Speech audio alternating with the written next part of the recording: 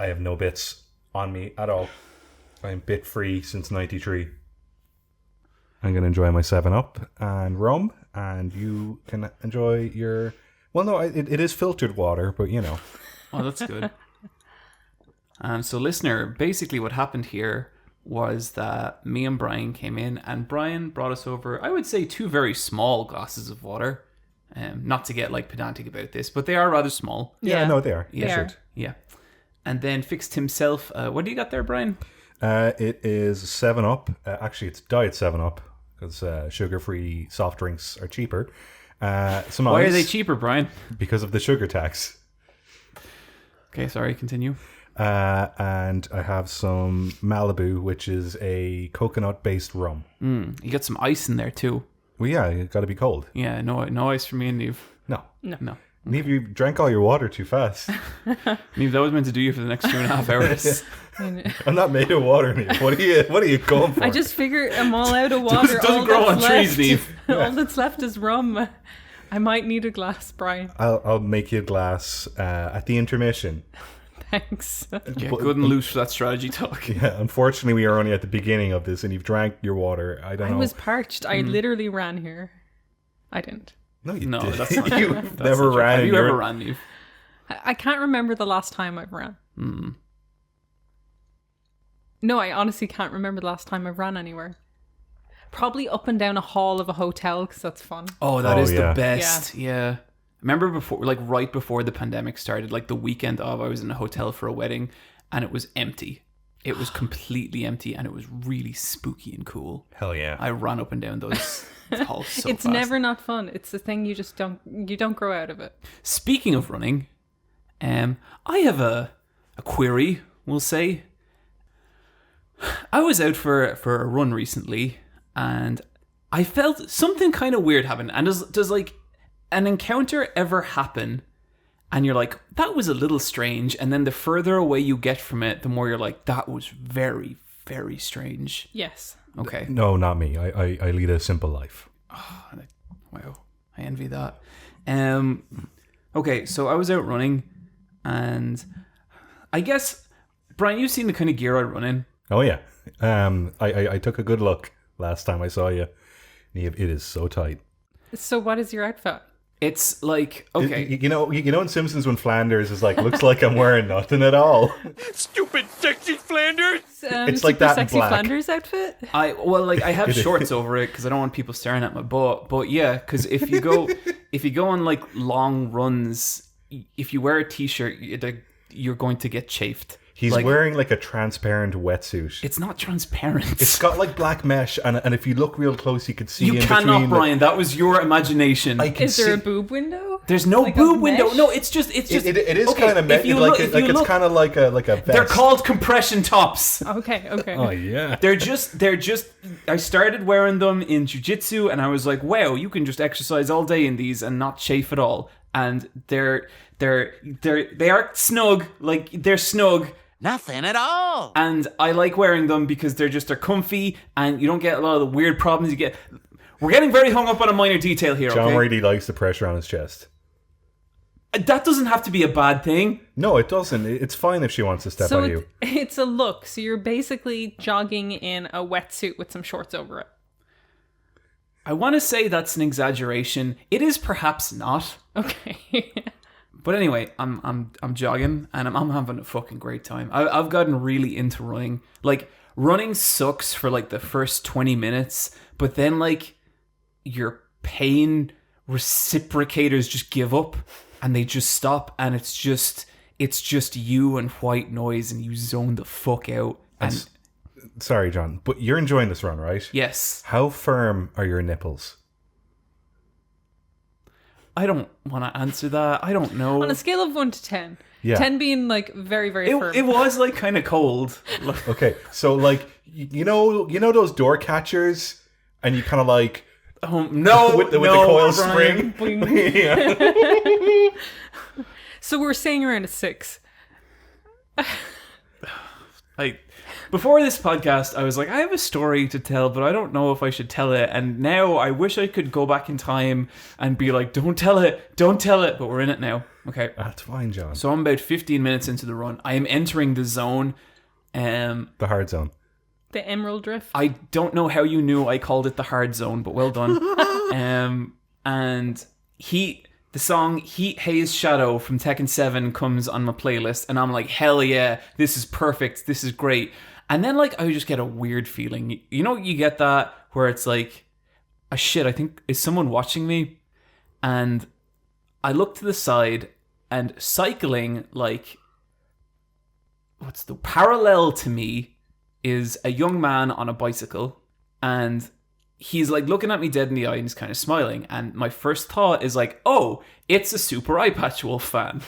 And so I kind of... don't flatter yourself, John. That happens more than you would think. And I take down my headphones and I'm like, hey, how's it going? And I'm kind of just expecting like the typical. And he's like, hey. And then he was like, so, notice you're wearing a jiu-jitsu top. Oh. And I was like, oh, yeah, because I'm using the same top that I use in jiu-jitsu, and it's got like my jiu-jitsu logo on the back. And he's like, yeah. Do you do much of that kind of with the lockdown and stuff?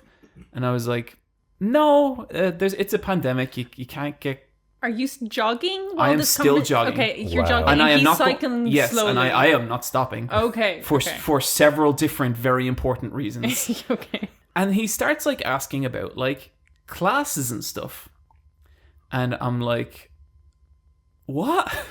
And he starts talking about like, he mentions now, like, you know, I am running and, you know, the wind is going by. I'm running quite fast. I can't make out everything he's saying. And he's kind of mumbling a little bit. Yeah. Like, I feel like there is some part of him that is like, I don't know. He doesn't seem like 100% confident. Yeah. You know?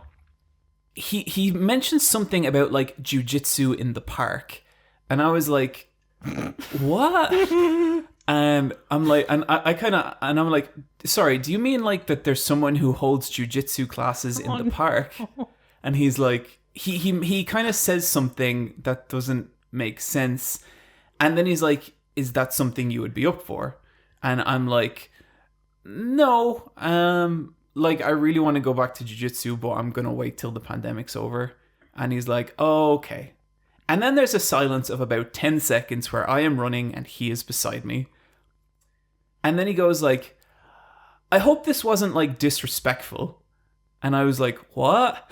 And he was like, you know, I didn't mean to cause any offense or like, you know, just anything like that. And I was like, no, what do you mean? Because like, in my mind, I just had a conversation about jiu-jitsu and I love jiu-jitsu. It's great, you know? John Homeboy was talking in code. And so then anyway, he he apologizes like 4 more times. Like he's really, really sorry. And I'm like, what? I don't care. Like, yeah, it was a little awkward. It wasn't like intrusive or weird or anything. And he goes, okay, well, I'm going to go. And I was like, yeah, maybe I'll see you at a tournament sometime or something. And he kind of just looks back at me and cycles off. And I'm like, well, that was very strange.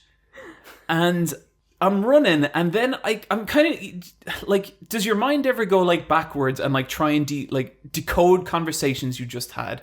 And I was like, oh my God, I think that guy was asking, would I show him jiu-jitsu in the middle park of Phoenix Park? Like this complete stranger. I think like that's about as much as I can decode from what he said directly. You were totally cruised. Yeah, dude was making a pass. Yeah. And then when he was saying sorry, he probably was waiting for you to kind of confirm one way. He's just like, he'll get it. Yeah, this is like the verbal equivalent of kicking you under the table. And you're like, why are you kicking me? I love jiu-jitsu. Did you not want to do BJJs in the bushes? We can't be 100% sure that that's what he meant. Oh, it is absolutely what Oh, he yeah. meant. Totally. The fact that, like, So he looked back at you as he cycled away like catch you at the class. No. That look was a kind of like, what? Yeah, exactly. Like you soured his experience with that bit. Oh. That poor young man. Yeah, John, that took a lot. Well, like, I appreciate him, I appreciate that he had the confidence to, like, shoot a shot, but it's a pandemic. It is. Worst aspect of being a dog walker is your dog running in on two people having sex in a bush. How many times has that happened? At least 4. I know. There's so many bushes and you're sure in the they park. weren't just like... no, full you're on. sure they weren't doing jujitsu? Niamh, it can look very similar. It's very naked jujitsu. I really That's a subtype. I really like that Dublin has double-decker buses, because if you get on the top floor of the double-decker bus and look in a Phoenix Park as you go by, you see a lot of bare bottoms. because they go down by the bushes by the monument, because they think nobody can see them.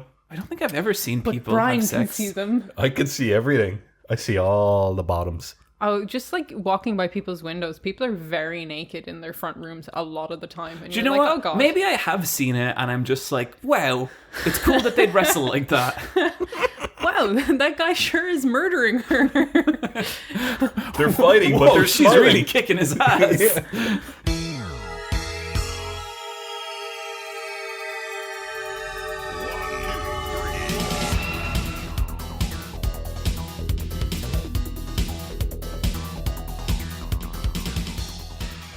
Welcome to the Let's Fight a Boss video game podcast.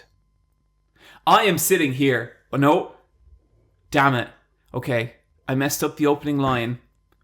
And I kind of have some beef with Oni right now. So I'm not going to ask him to edit this bit to fix it, because I don't want to give him that satisfaction. Why have you beef with our editor? We'll get to it. We'll get to it much later in the podcast. Is he right about something? No.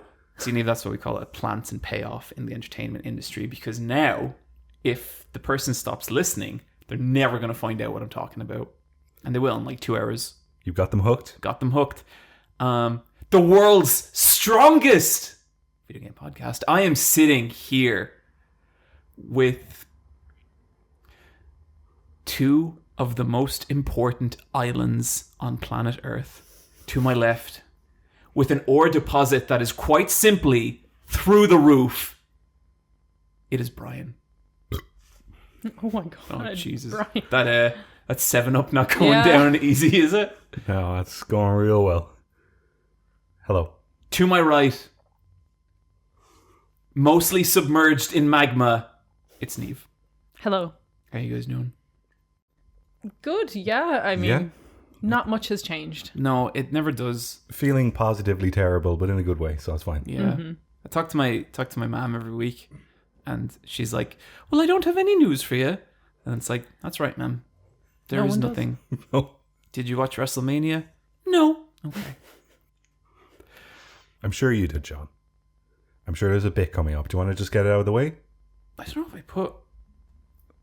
No, Actually, first I would like to talk about Rabble Walk. Never heard of this. Oh, hang on. Actually, sorry, there's a bit of dust on my monitor. Wrestle Talk.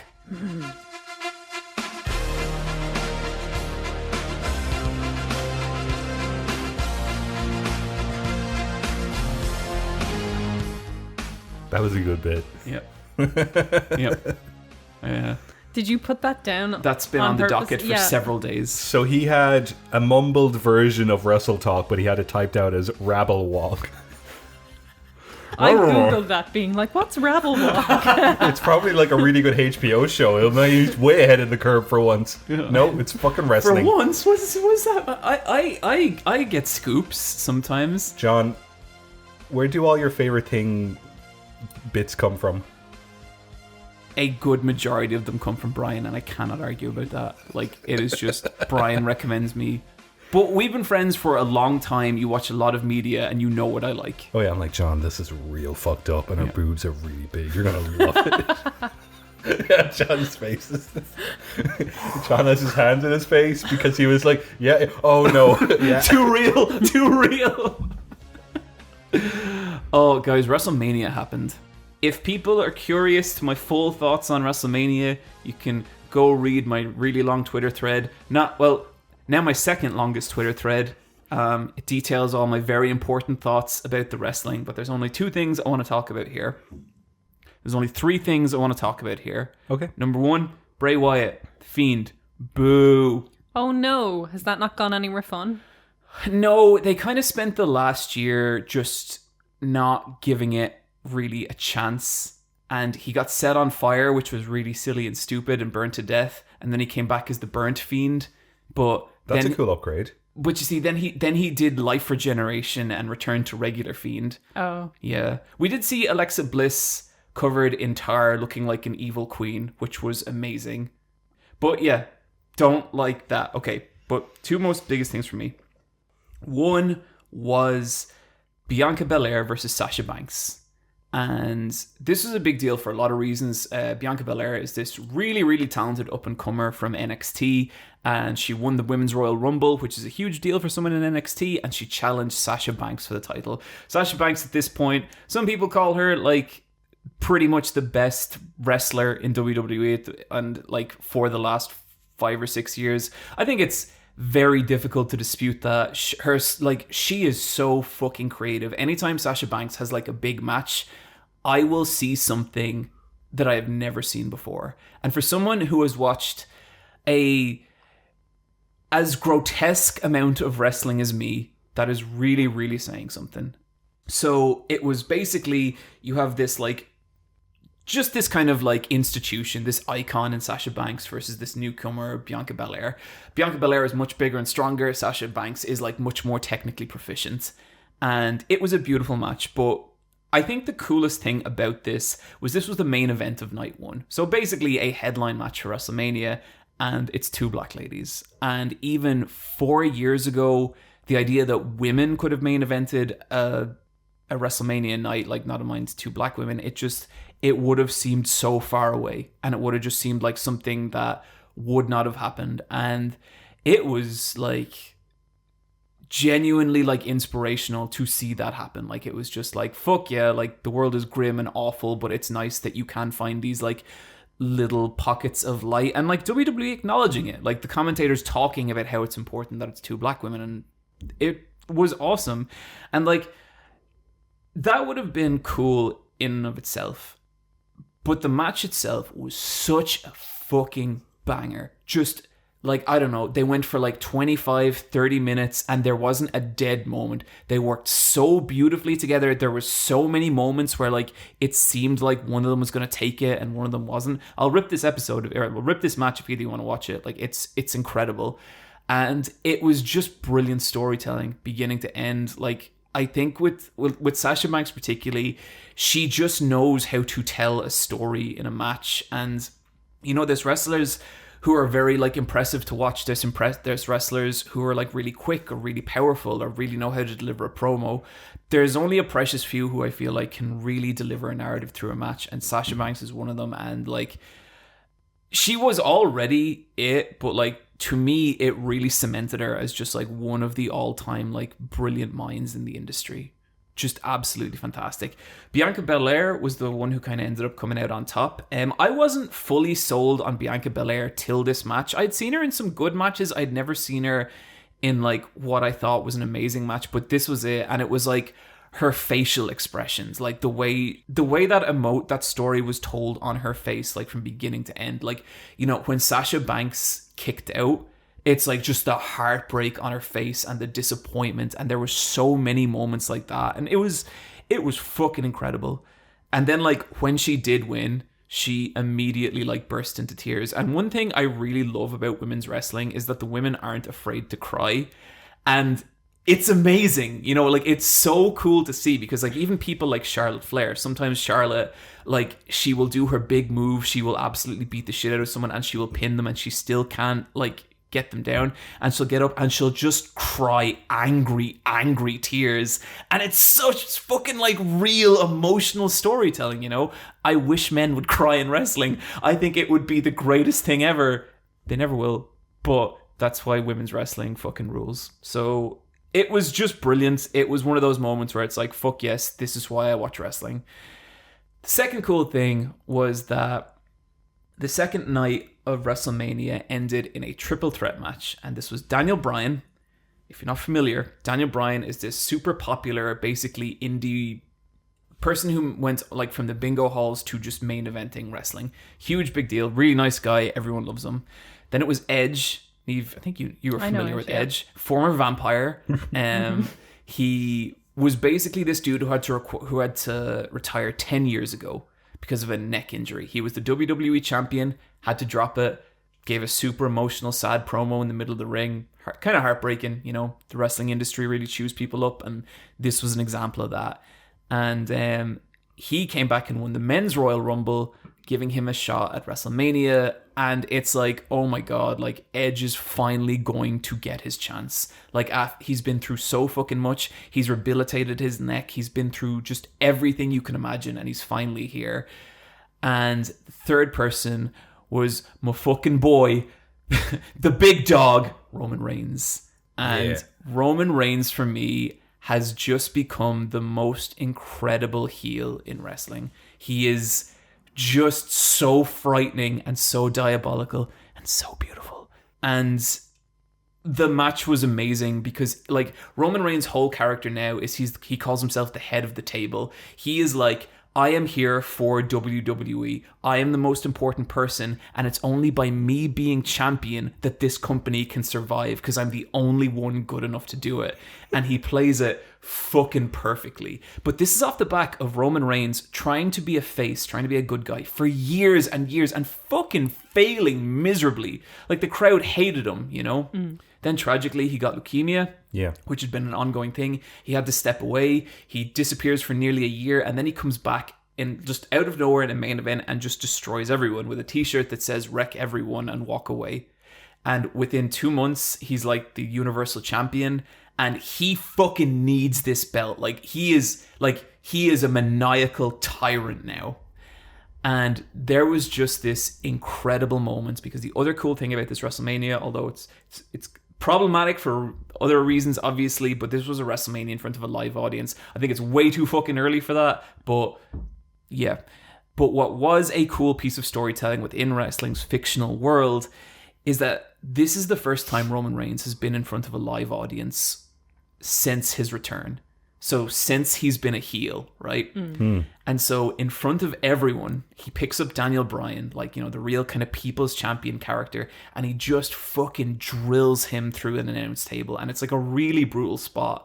And so he's standing there looking at Daniel Bryan, and he looks up at the crowd, and they all just start booing. And Roman Reigns just starts looking at them in disbelief and shaking his head and being like, no.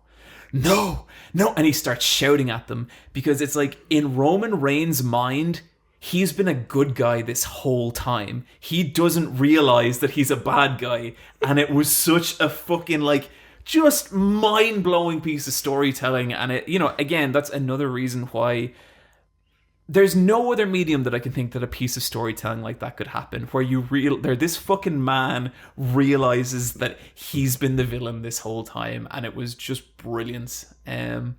It was like, there was problems with WrestleMania, there was ups and downs, but the highs for me were just so fucking high. Like, it was, I needed that, and wrestling needed that, and I just thought it was a really, really incredible pair of nights. And that's Wrestle Talk. You can now ask me your wrestling questions. Not you, listener. You can tweet your wrestling questions at me, and I will not answer them. Bryan and Niamh, go. Was Rhea Ripley there? She was. Any good? She had a very mediocre match with Asuka. Oh, no. Oh, with Asuka. Oh, I no. I know. I was like expecting it to steal the show, honestly. And she's the women's champion, isn't she, at the moment? Yeah. Asuka was. Rhea Ripley now is. Oh, okay. And she's so beautiful. Oh my God. I would let her wear me as a hat. But she's incredible. She's really, really brilliant. That sucks that match sucked. Like, it didn't suck, but I just think, like, Asuka is like one of my favorite performers ever. Like, maybe my favorite performer of this generation, besides like maybe Kagetsu. But I think I just expected so much from them. Yeah. And what they put on was like a pretty okay match. And the ending was kind of out of nowhere. Like, I felt like it was kind of missing that story, you know? But it's still cool to see a belt on Rhea, but I'll never be happy to see Asuka kind of go out of the shadow. And Becky Lynch is going to come back soon. Yeah. Hell yeah.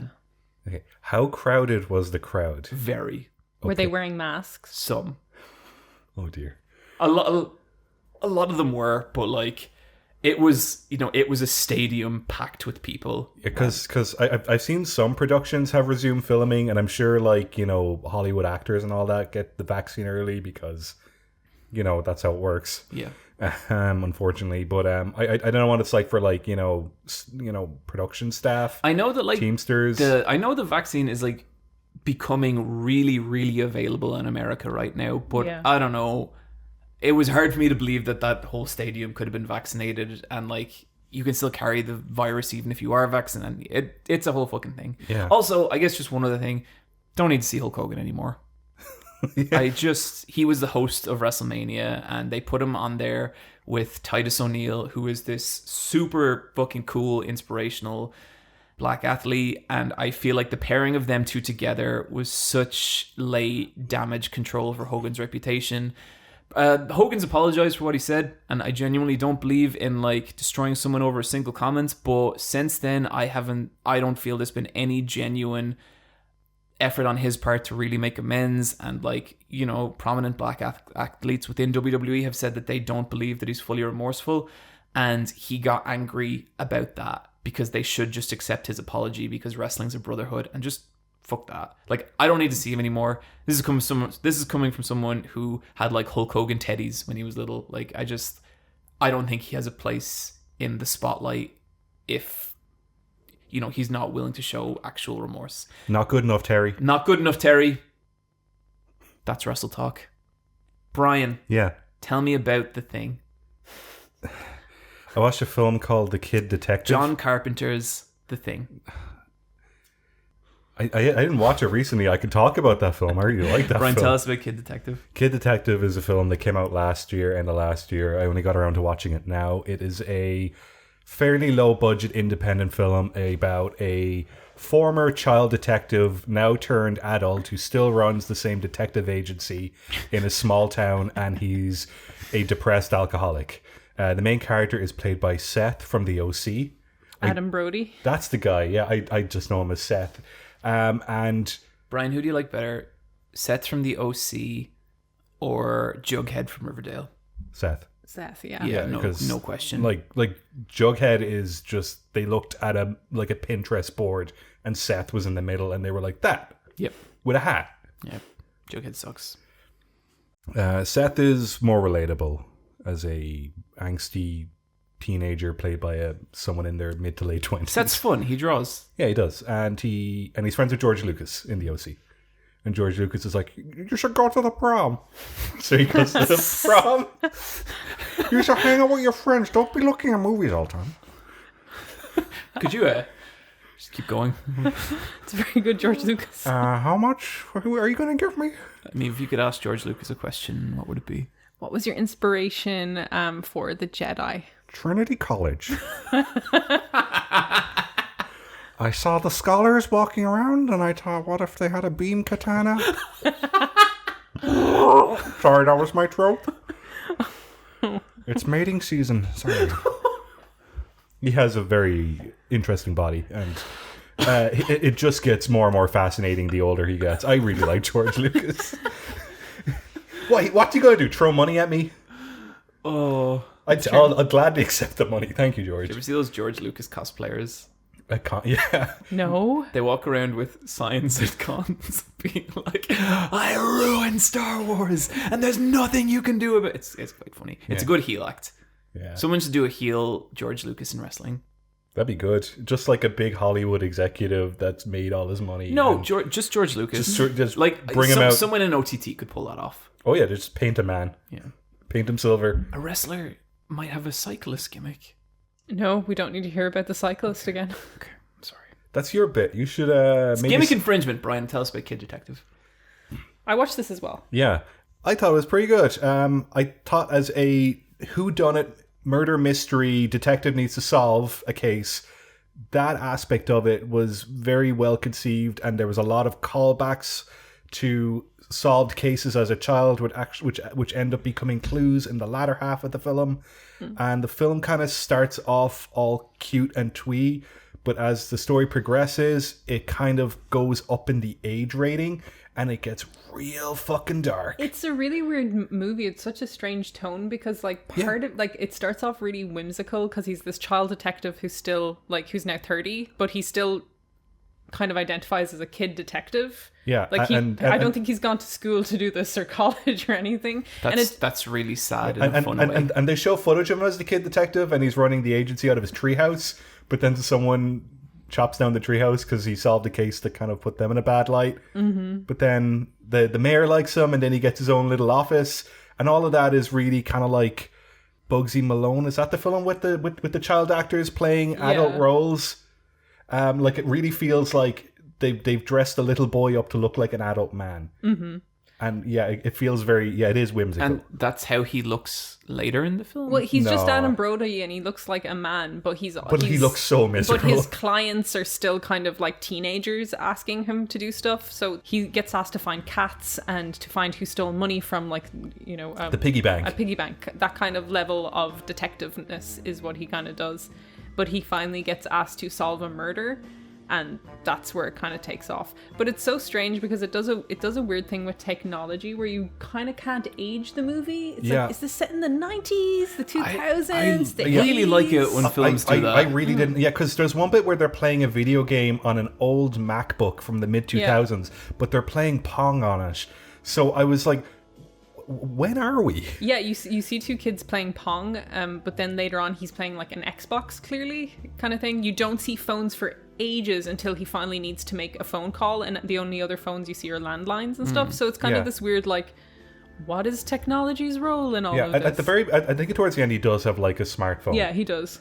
So it definitely does feel like as the film progresses, the technology progresses, and the tone of the film definitely gets way darker, and towards the end it's kind of like a realistic depiction of what an adult would face. Yeah.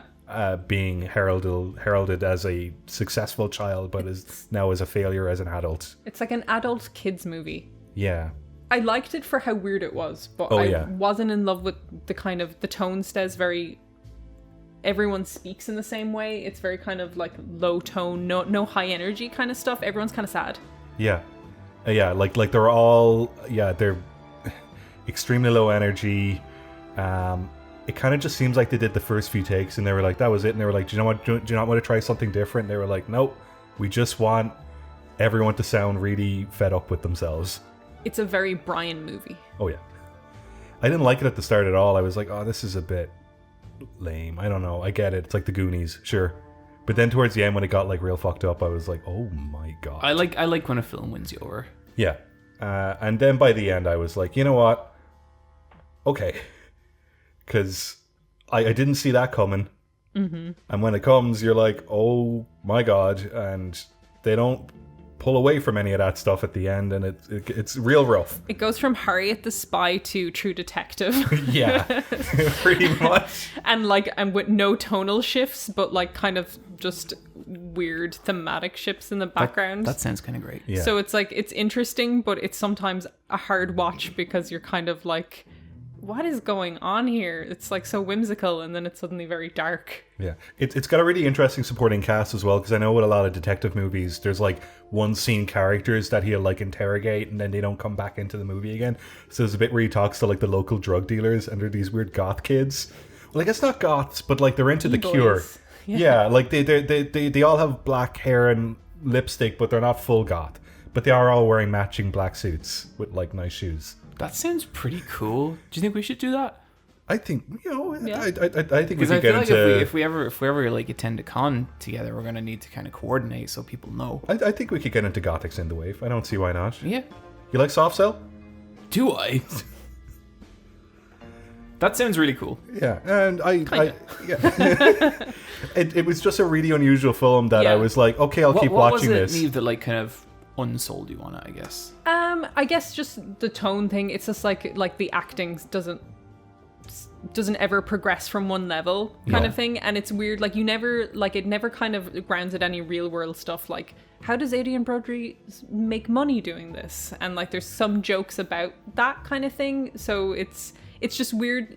It's sometimes very in reality and other times completely not, and it didn't really put those pieces together. Yeah. But it was so weird that I was kind of like, okay. It's such a weird film. Cool. I've been watching Preacher Season 3. Is that the one that takes place in Mama's... Angelville. Oh. Bryan, a while ago on the podcast, you mentioned you had a phrase, Southern Gothic or Goth.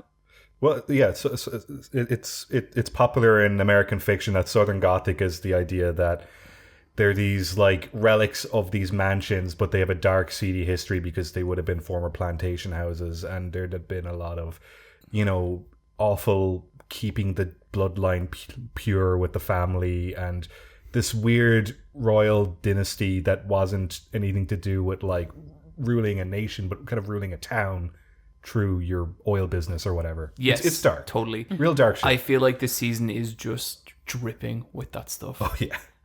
This is the third season of Preacher. With magic. Yes, where Jesse, a preacher, basically gets into a situation where he has to go back to his grandmother's home in just this real back-ass small southern town that is basically run by a bunch of magic fortune tellers, and it's him dealing with his grandmother. And this is one of my favorite pieces. This is my favorite part of the Preacher comic, just because it's so fucking awful and strange. Like in the comic, his grandmother, she's like this little spindly old woman, and she wears wigs, and she's bald, and she looks really crazy. But she's like a 100-year-old skeleton. Yeah. But she also has just like so much power over Jesse in these various different ways. And like she has these two goons, Jody and what's the other guy, JC or something? I think JC, yeah. JC. The guy who likes the chickens. Yeah, and like anytime Jesse tries anything, Jody just beats the shit out of him. Do you know what his special power is? He's really large and he's mean. He's a big, strong boy. He's a mean, big, smart, strong boy. Why is Jesse there then if he's getting his ass kicked? Tulip got hurt. Tulip got hurt. Who's Tulip? Who's Tulip? That's Ruth Nega's character. Oh. She's a former assassin that's kind of on the road trip along with Okay, Jesse Custer and Cassidy the vampire. But Cassidy kind of goes off and does his own thing that season, doesn't he? No, in the comic he goes off and does his own thing. In the TV show, he's there. Oh yeah, he is. And he forms this really weird friendship with JC. Yes. And it's just like this this weird southern goblin man and this Irish vampire just become friends, and it's cool. Anyway, Tulip is really hurt, and they have to talk to the magical folk because she is connected to the underworld because of her weird Cajun magic. Yeah. All I would really say is the Preacher TV series continues to be a joy.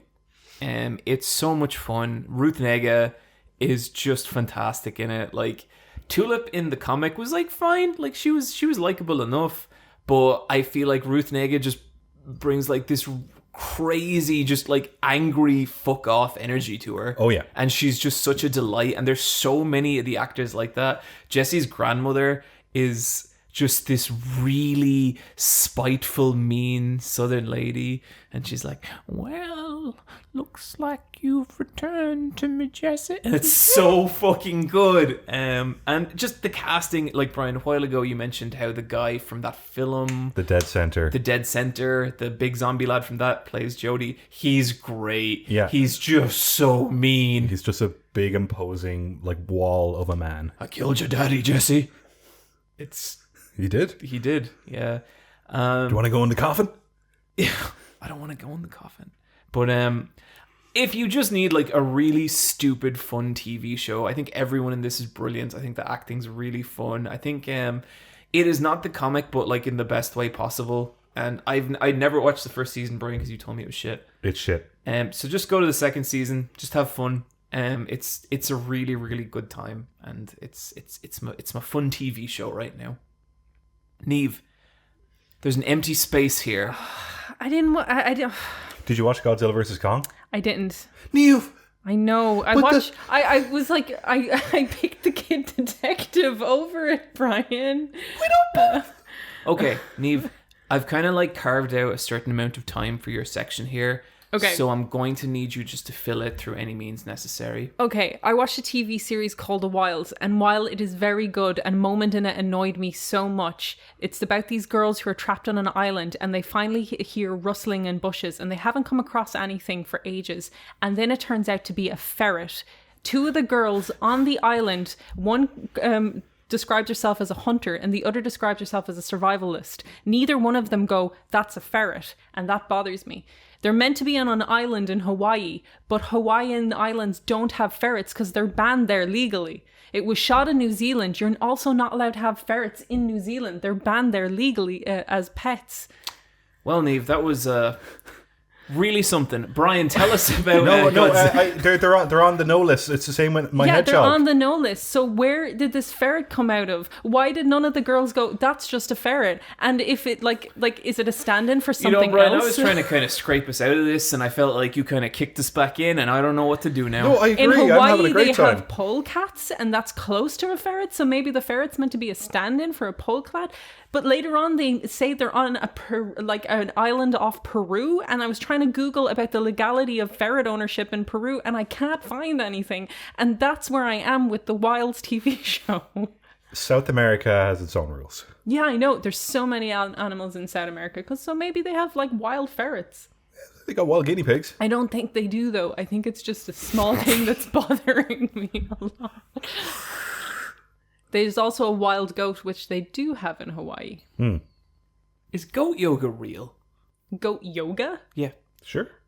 That's absolutely something a rich person pays a lot of That's money what I think. for a small baby goat to stand on them. It's for a while. why?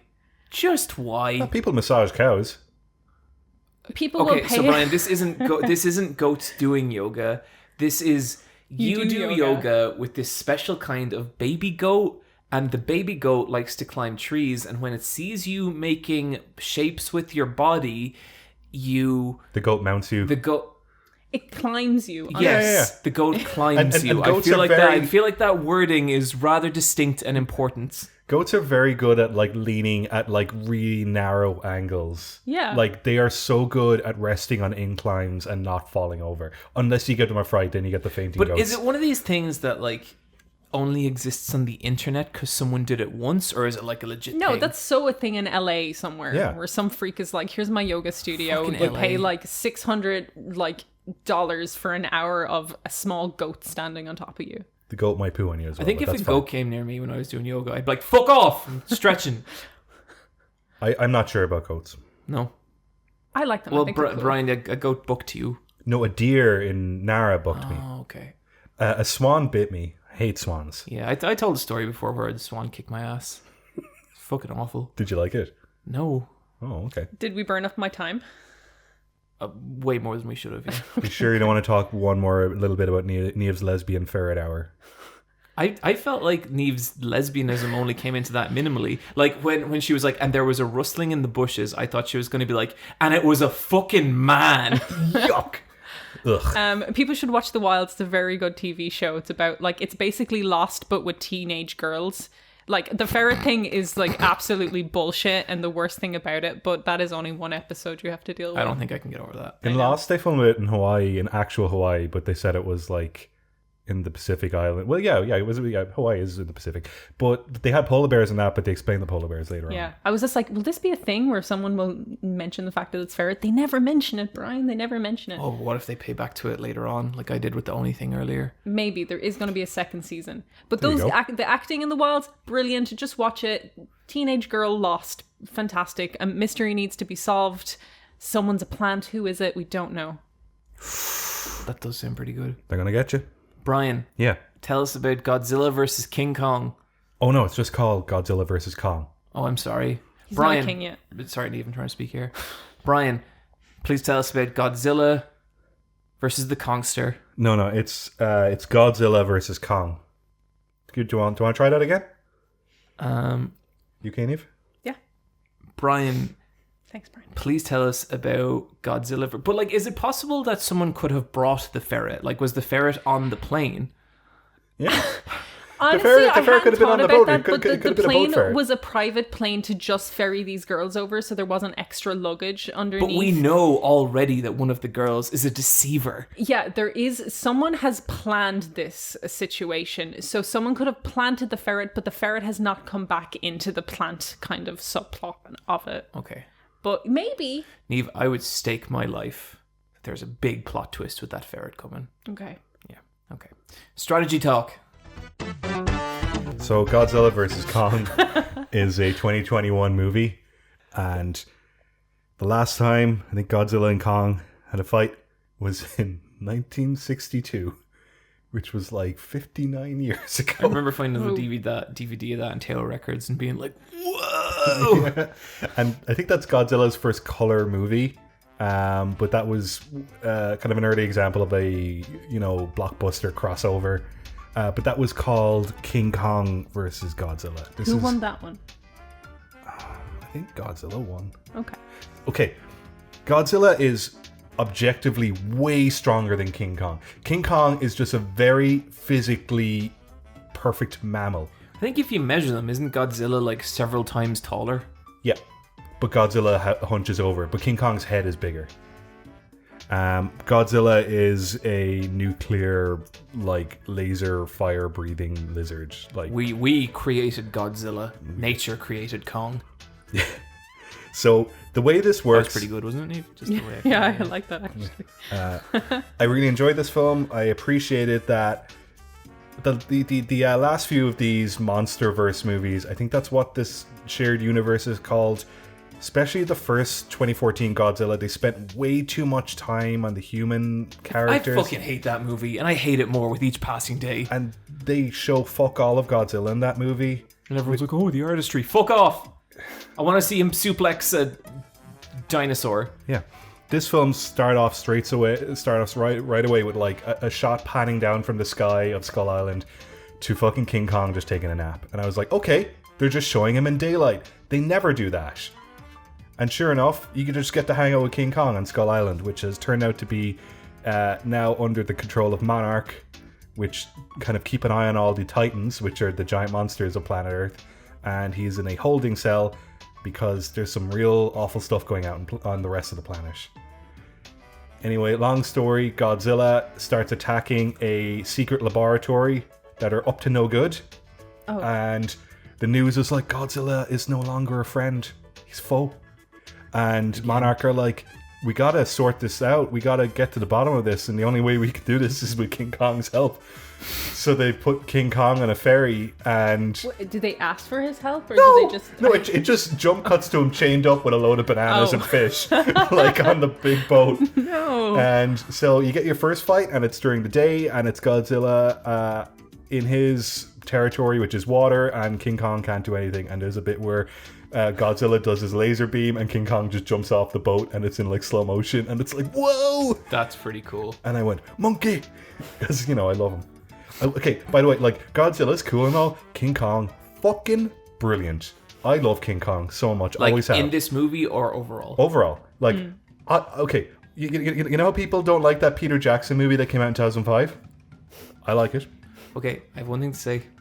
The bit where he ice skates is really magical. Yeah, it's good fun. King Kong is super interesting because he has really fun weaknesses. He has a bad heart. In one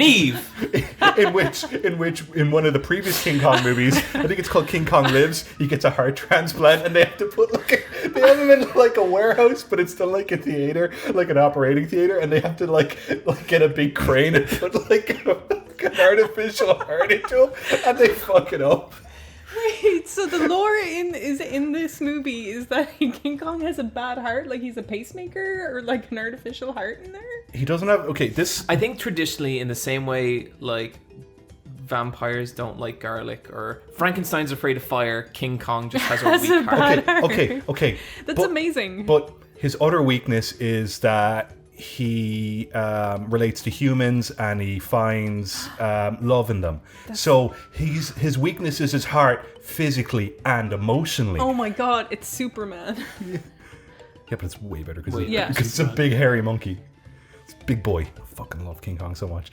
And so they have all these really fun callbacks to some of the classic monster movies. Like, okay, so they have a bit where in the original King Kong versus Godzilla, there's a bit where they can't bring King Kong by boat anymore because Godzilla keeps attacking from sea, so they have to fly him in with like a bunch of helicopters and balloons. They do that in this film. I didn't think they were gonna fucking do it, but they have him like suspended a lot of really in air. bad ideas on the part of the humans. Oh yeah. I really like that in films when there's like a scene where a human has a really bad idea, but it makes sense for the film, but like never in. It's like that. The only fun bit in like one of the new Jurassic Park movies where Chris Pratt is like, "I think we need to release the raptors," and everyone around him just goes, Oh, it's a really good idea. It's a good idea. Because they'll help us. Yeah, that'll help. And so they have a bit later on in the movie where this is in the original film as well, where King Kong rams a tree down Godzilla's throat, but kind of opens it up, kind of like an alligator, you know, with a stick in there. And so King Kong does this with a big giant axe that he shoves into Godzilla's mouth. But they have like really good like character animation acting where Godzilla's like, "Did you just fucking do that?" Like he kind of like looks at him and does like a double take, like, "What the fuck did you just do to me?" That sounds awesome. Who gives him the giant axe? Did the humans arm Kong like an Evangelion? Okay. So there's a should bit give him a halfway little through suit the of film armor. where they go to the Hollow Earth, and the Hollow Earth is kind of part of the monster universe where if you go deep enough underground, there's a second Earth gobstoppered underneath our Earth. And what lives there? Humans never went down there, or any humans did got shot up via volcanoes and ended up on the outer core. Okay. But it's just like, it's preserved as if it's like the prehistoric ages. And Kong goes down there and he finds the remnants of his ancestors, and he finds an axe, but the blade of the axe is made from a Godzilla spike. Isn't that so good? That's fighting so forever. good. Yeah. You and me, we're destined to do this. Does one of them say that to the other? They pretty much do in their looks. Okay, so then another thing they do, and this is something I love in Godzilla movies, where they'll have a ruthless businessman who thinks that they can control a Titan, or that they have one as a sense of like, or like a symbol of status, and they go, "You and me, we're the fucking same." And so there's a bit in the 1991 movie Godzilla versus King Ghidorah where there's like this like old as fuck Japanese businessman who fought in World War II, but now he's like one of the richest men in Japan, and he thinks he's better than other, like, you know, businessmen. And there's a bit where he looks Godzilla in the eye, or I think it was King Ghidorah, I can't remember which one, but he's looking at him and he's like, "You and me, we're the same, because we were there when the bomb went off and we both survived, and we are both like symbols of power." And Godzilla just nukes him through the window. And so there's a bit, sorry for spoilers, Mechagodzilla shows up towards the end. Of this movie? Yeah. Who makes him? A ruthless businessman who thinks, you know what, humans can make their own Titan. So he makes a Mechagodzilla, but he uses the one of the skulls of King Ghidorah from the previous Godzilla movie that came out in 2019. And there's bad vibes in the King Ghidorah skull, and it overrides the technology of the Mechagodzilla. But don't worry, there's a bit where the boy from Hunt for the Wilder People pours whiskey all over the motherboard of Mechagodzilla, and it shorts him out. It's a really good film. Who wins, Brian? No, We people can't spoil are going to get anymore. mad. People are Okay, going to get Brian, mad. look at me. Blink once for Kong. Oh. Okay. Nobody fucking wins this. They're just Right, gonna No one this- wins in this, war. This sounds great. Oh, it's brilliant. Like, there's a bit where Godzilla breathes fire on King Kong, and because he's furry, you know, his back's on fire. So Godzilla, or sorry, King Kong has to like DK roll out of it. Oh, awesome. I just think you should give him a big red tie. He'd be happy out. And there's a bit where King Kong hurts himself, and so they have to like wake him up again by giving him like a clear, like a shock to his heart, because he has a weak heart. It's his weakness, Niamh. It is. Love. Do you think they're going to make more of these? Is this a cinematic I universe? think this did really well. Okay. Yeah. You know, it did super well. Also, the director of this movie is some dude called Adam Wingard. I was like, what else did he direct? So a couple of years ago, he directed a little film called Death Note. Whoa! So, you know, Yeah. it's got the same sort of wacky bullshit as Death Note. Mm-hmm. It's good stuff. Sounds great. Highly recommended. Highly recommended. Real quick, I watched In This Corner of the World. This is a 2016 anime movie set during World War II. And it's about a girl, and she gets married off to a family, and it's about her experience going to live with the new family. And it's cool. It's really cool. It's like, when you think about like World War II anime, I think like the go-to is either Barefoot Gen or Grave of the Fireflies. Yeah. And Grave of the Fireflies is, I still think to this day, maybe the most miserable film I've ever watched. I loved it. I think it's great. I've watched it once ever. I don't know if I'll ever watch it again. I don't know that I want to do that again.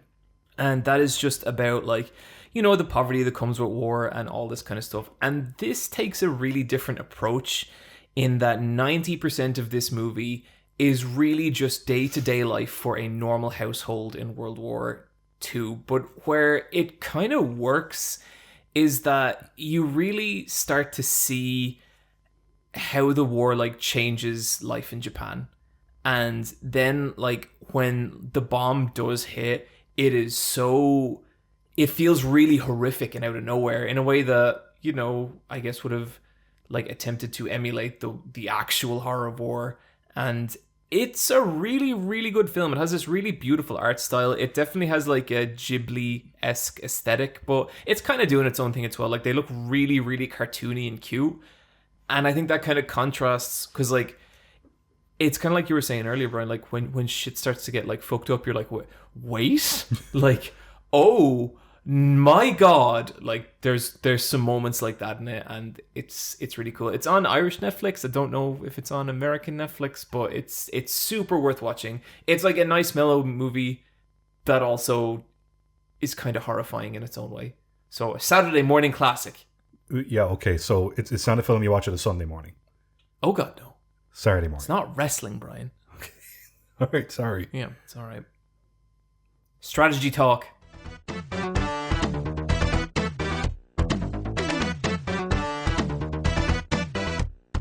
Video games in this video game podcast. Yeah. So, Brian, earlier on we mentioned how, during the intermission you'd fix me and Niamh a little drinky drink, and I feel like we kind of just, slid through an intermission there, and myself and Niamh remain parched. Well, how about we don't intermission, but we leave the mics rolling and I make drinks. Niamh, Okay. Is this acceptable to you? Yeah, this is acceptable. Yeah. You're going to hear some clinking, some distant audio, as I get some rum and 7-Ups going. Could I have ice in my drink, Brian? Absolutely. Niamh, would you like the same? Yeah, I'd love us. Niamh, Yeah. tell me about Outriders. Oh, okay. The first thing I gotta do when I'm talking about Outriders is kind of do my due diligence and talk about the experience of attempting to play Outriders. So Outriders released on April 1st. This was after a demo that was plagued with server issues. Most of the time trying to play this game is spent on the opening screen with authenticating, like loading screen swirling around, and which ends up in a can't connect to servers error. That was the experience during the demo, and on release it was pretty much the experience for everyone for the first weekend of release. No one could play this game. It is an always online game that doesn't need to be always online. So first weekend, rough. People were upset about it and were tweeting at the devs, and the devs I think got some really vicious pushback, which is shitty, and people shouldn't do that. But I think people should also be free to complain about a game they bought not being playable. Yeah. Sorry, excuse me. Would you guys like a wedge of lime? Oh, I'd love a wedge Yes, of lime. please. That would be fantastic. Okay. So first weekend, could not play this game. First week of release, I could get in and play it. Occasionally, it took a while. Like I'd say that's 20 to 30 minutes on like just pressing refresh on a home screen. And the music they have on the home screen is so intense, and it gains in volume, and you're stuck on it for so long. It is the worst home screen music they could have picked. It's so like intense. So I finally get in and I can play it, and for the first week I can only play solo. I can't do any of the co-op, and they end up turning off cross-play co-op because they've kind of identified it as the biggest issue with servers. So crossplay is gone. You can turn it on in the options if you want, but they have a warning that it might make the game more unstable. The game is just unstable as it is. Like, it, honest to God, doesn't make much of a difference. I played with it on and off, and I kind of have the same level of getting in to play this game. So first week, pure solo play, and I got up to level 15 just solo playing. Second week, the co-op has been mostly working, and I've got up to level 25 playing co-op with people now. And in the middle of all of this, they released a giant patch to fix all the server issue, and that led to an inventory wipe bug that has been wiping people's like 90 hours played. No. And this game is a loot game where you pick a character class and you work towards a build. So like what you're doing is working towards perfecting your gear, and people inventory just wiped as part of the fix bug. So it's just like, I'm saying all this stuff first because like I am playing this on Game Pass. It's not free, and I won't say Game Pass is free anymore. I'm trying to get into that mode of thinking. It's part of the subscription. It's free, Niamh. You get the games for free. It's part of a subscription service I'm paying. So it hasn't been so Yeah, but that doesn't really awful. count. Like, that's not, like, actually paying money. Yeah, because I don't own it. So... It is, and it's weird when people say that. So I'm playing it on Game Pass, so it Brian, hasn't these felt glasses so are still painful. very small. I'll make This you is another perfect. glass if you want. Thanks, Brian. Thank you, Brian. You're being a bit of a greedy fat, John. You heard him. I'll let you back in, Brian. Thank you. I don't know. I think the Game Pass is free. See, now, Niamh, that's a good sized glass. It is bigger. I put way more in yours, so you guys are gonna be buzzing. The coconut rum is lovely. It's delicious. This is very good. Thank you, Brian. It smells like suntan lotion, but it doesn't taste like suntan lotion. So like that, I just wanted to say that stuff because I can't recommend anyone buy this because it like this game does not work well at all. And this is a publisher. This is Square Enix have published this. Oh, I didn't know that. So it's not like it's, you know, Because like a I was green saying, publisher. I was going to say, like, do you think this is a small team that just got slammed with way more players than they thought? I think that happened a bit. This is the frustrating part of this is they did a demo and the servers were bad during the demo, so they knew this was a problem. Then it was announced that this game was coming to Game Pass, so that's going to be a whole influx of users who wouldn't have bought the game but want to try it out. And also there is very little games out right now, so I think it was just a perfect storm of Game Passes, not a lot of games, and they thought this game would probably have a smaller audience, and the audience is actually just way bigger than they ever imagined, and their servers cannot deal with it. So I think it's just bad luck. I feel bad for them, you know. It's like it's a sucky situation, but on the consumer end of stuff, it is just not acceptable to spend €60 on a game and spend it on a loading screen. Like it's just like it's bullshit. Getting onto the game itself, gameplay-wise, it's a third-person cover shooter. There's chest-high walls and there's arenas. These arenas are actually super cool. Like, I think you hear chest-high walls and you kind of get a bit bored and think Gears of War and it's kind of flat terrain. Yeah. There's a lot of, like, you know, different-looking places. Like, there's water places, there's snow places, but there's a lot of different elevation. And when you're playing on higher world tiers, like it takes a lot to climb up elevation to take people out and get there. So the gameplay and the shooting is so fun. And it's class-based, so you pick one of four classes. I picked a trickster, and it is so cool. Like, you have this move, which is your blade, and it turns everyone inside out, like X-ray style, and it goes slow motion, so it's like, and you can see all the skeleton on the inside, and then the body, like the flesh just like blows off them, and it's like this like really over the top like gore. Like, is this like a canned cutscene, or is this? No, it just happens on screen. That's incredible! Wow. Yeah, it's so cool. And when you have so it's a bit like Doom with their kind of shredder guns. Yeah, it's kind of like that. And like when you're playing co-op with people, which is where this game shines, and everyone else has their anomaly powers. Like there's the pyromancer who's just like lifting enemies off the ground in tornadoes of fire. It's just like it looks impressive.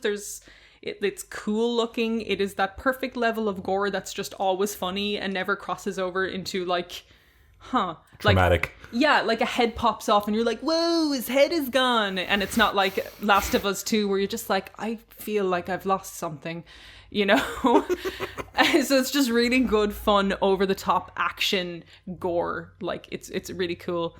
The shooting is really fun. I've been using an automatic shotgun, which is just like 6 straight blasts of a shotgun on something. Once you put slow motion, your powers ports you behind them. It is just, if you like Destiny and you like Remnant from the Shadows gameplay, this is just a game you will enjoy gameplay wise.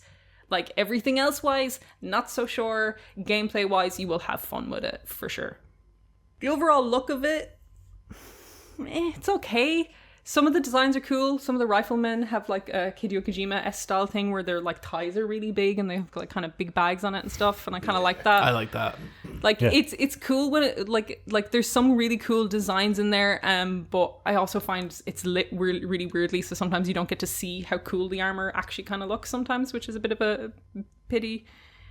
The story, I thought I would be into the story given how story focused the demo was. And it had a really weird tone. But as you continue on in the game, like, you know, the way I was saying, there's 45 characters. They introduce cool characters, and then the next cutscene, they kill them off.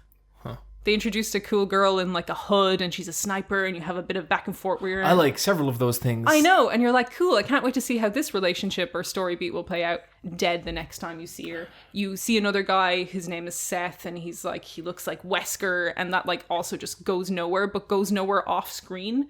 So the story is just like it's pointless. Like I would skip the cutscenes, except that my Outrider I've created is really cute. So I like to take screenshots of her. That is the only reason I'm engaging in the story. Do you have photos of her? I will get one up when I'm finished talking and show you later on. But yeah, she's super cute. My best experience with it has been co-op. I've just been going into teams with people, and the boss fights are really fun. There's a lava spider, and there is a giant like evil gecko. So just like cool boss fights, big scale stuff, and just really fun shooting. And dropping in with the co-op is really easy with the world tiers when it works. Like theoretically is easy. You just go to join random team and you're dropped in at the story level you are, at the story point you are, and at the world tier. And that means you can fight higher stuff with people or drop it down to a lower level if you're going with lower level people. And it's a real elegant solution for difficulty in a looter shooter, like these world tier systems, because you have to get better to progress the world tier, and the enemies will get stronger. But if you're getting stuck, you can just go down a level of world tier. So I'm having a lot of fun playing this game, but its faults are obvious. Like, they are so obvious, from the server issues to just the story not being great. It's a hard one to recommend unless you're like, I specifically like Gears of War, Destiny, and Remnant.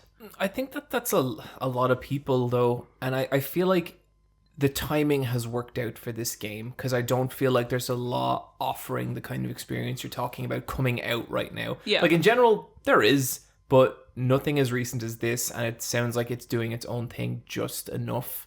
Yeah, if you have a small team of people that you wanted a shooter with, then you have one in this. It's just so unreliable for playing right now, and that's not what you want to get into. Yeah, totally. Real quick, I beat AI the Somnium Files. Brilliant. Yep. This is from the director of 999, Virtue's Last Reward, and Zero Time Dilemma, Kotaro Uchikoshi. And I have beaten 999 via lore, and I'm very, very, very slowly making my way through Zero Time Dilemma. And this is the new game from him. It's not part of that universe. This is a totally new story. And I think I talked about it on the Bosscast before. You play as a detective whose right eye is a little robotic AI cyborg who manifests as an anime girl through augmented reality in his eye. You go into people's minds and solve crime, and I finally beat it. And I bring it up because like a lot of people love this game, and a lot of people were wondering what I think. And I think it's pretty okay. It's a fun sci-fi story. It kind of has that branching path narrative where there's a screen and you can see your decisions. My kind of problems with the game were like the dream sections where you go into people's mind, because everything works off dream logic. And sometimes it was kind of clever, sometimes it was like, oh, I see. And then sometimes it really just felt like there is nothing I can grasp onto to logically make my way through this series of choices. So I'm just going to select everything. And if I get it wrong, I'm just going to restart because you have a set number of time. And it was like the guts of a good idea, but it just didn't land. Second, like, there's a, like, you know, you're trying to figure out this big mystery, like who the Cyclops killer is. And a lot of the way it kind of tells its story in the second half is it introduces some like sci-fi story mechanics. And they are cleverly used, but the game kind of just becomes like, most of the dialogue becomes about explaining how these mechanics works, like how this person is able to do this and how this wasn't actually what you thought it was and this is another thing. And like, it's fine, but like, Bryan, it's totally that moment of like, so that's what happened. You know? So that's what's going on. Yeah, there's a lot of that. And Is that idea where it doesn't give you anything to work with?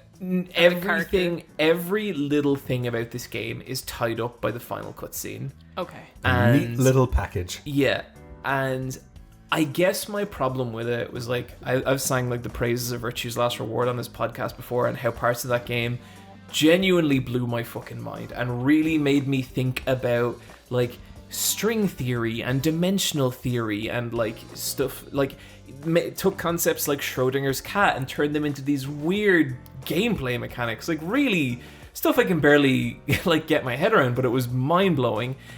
This pulls some simpler tricks, but on like a much smaller scale.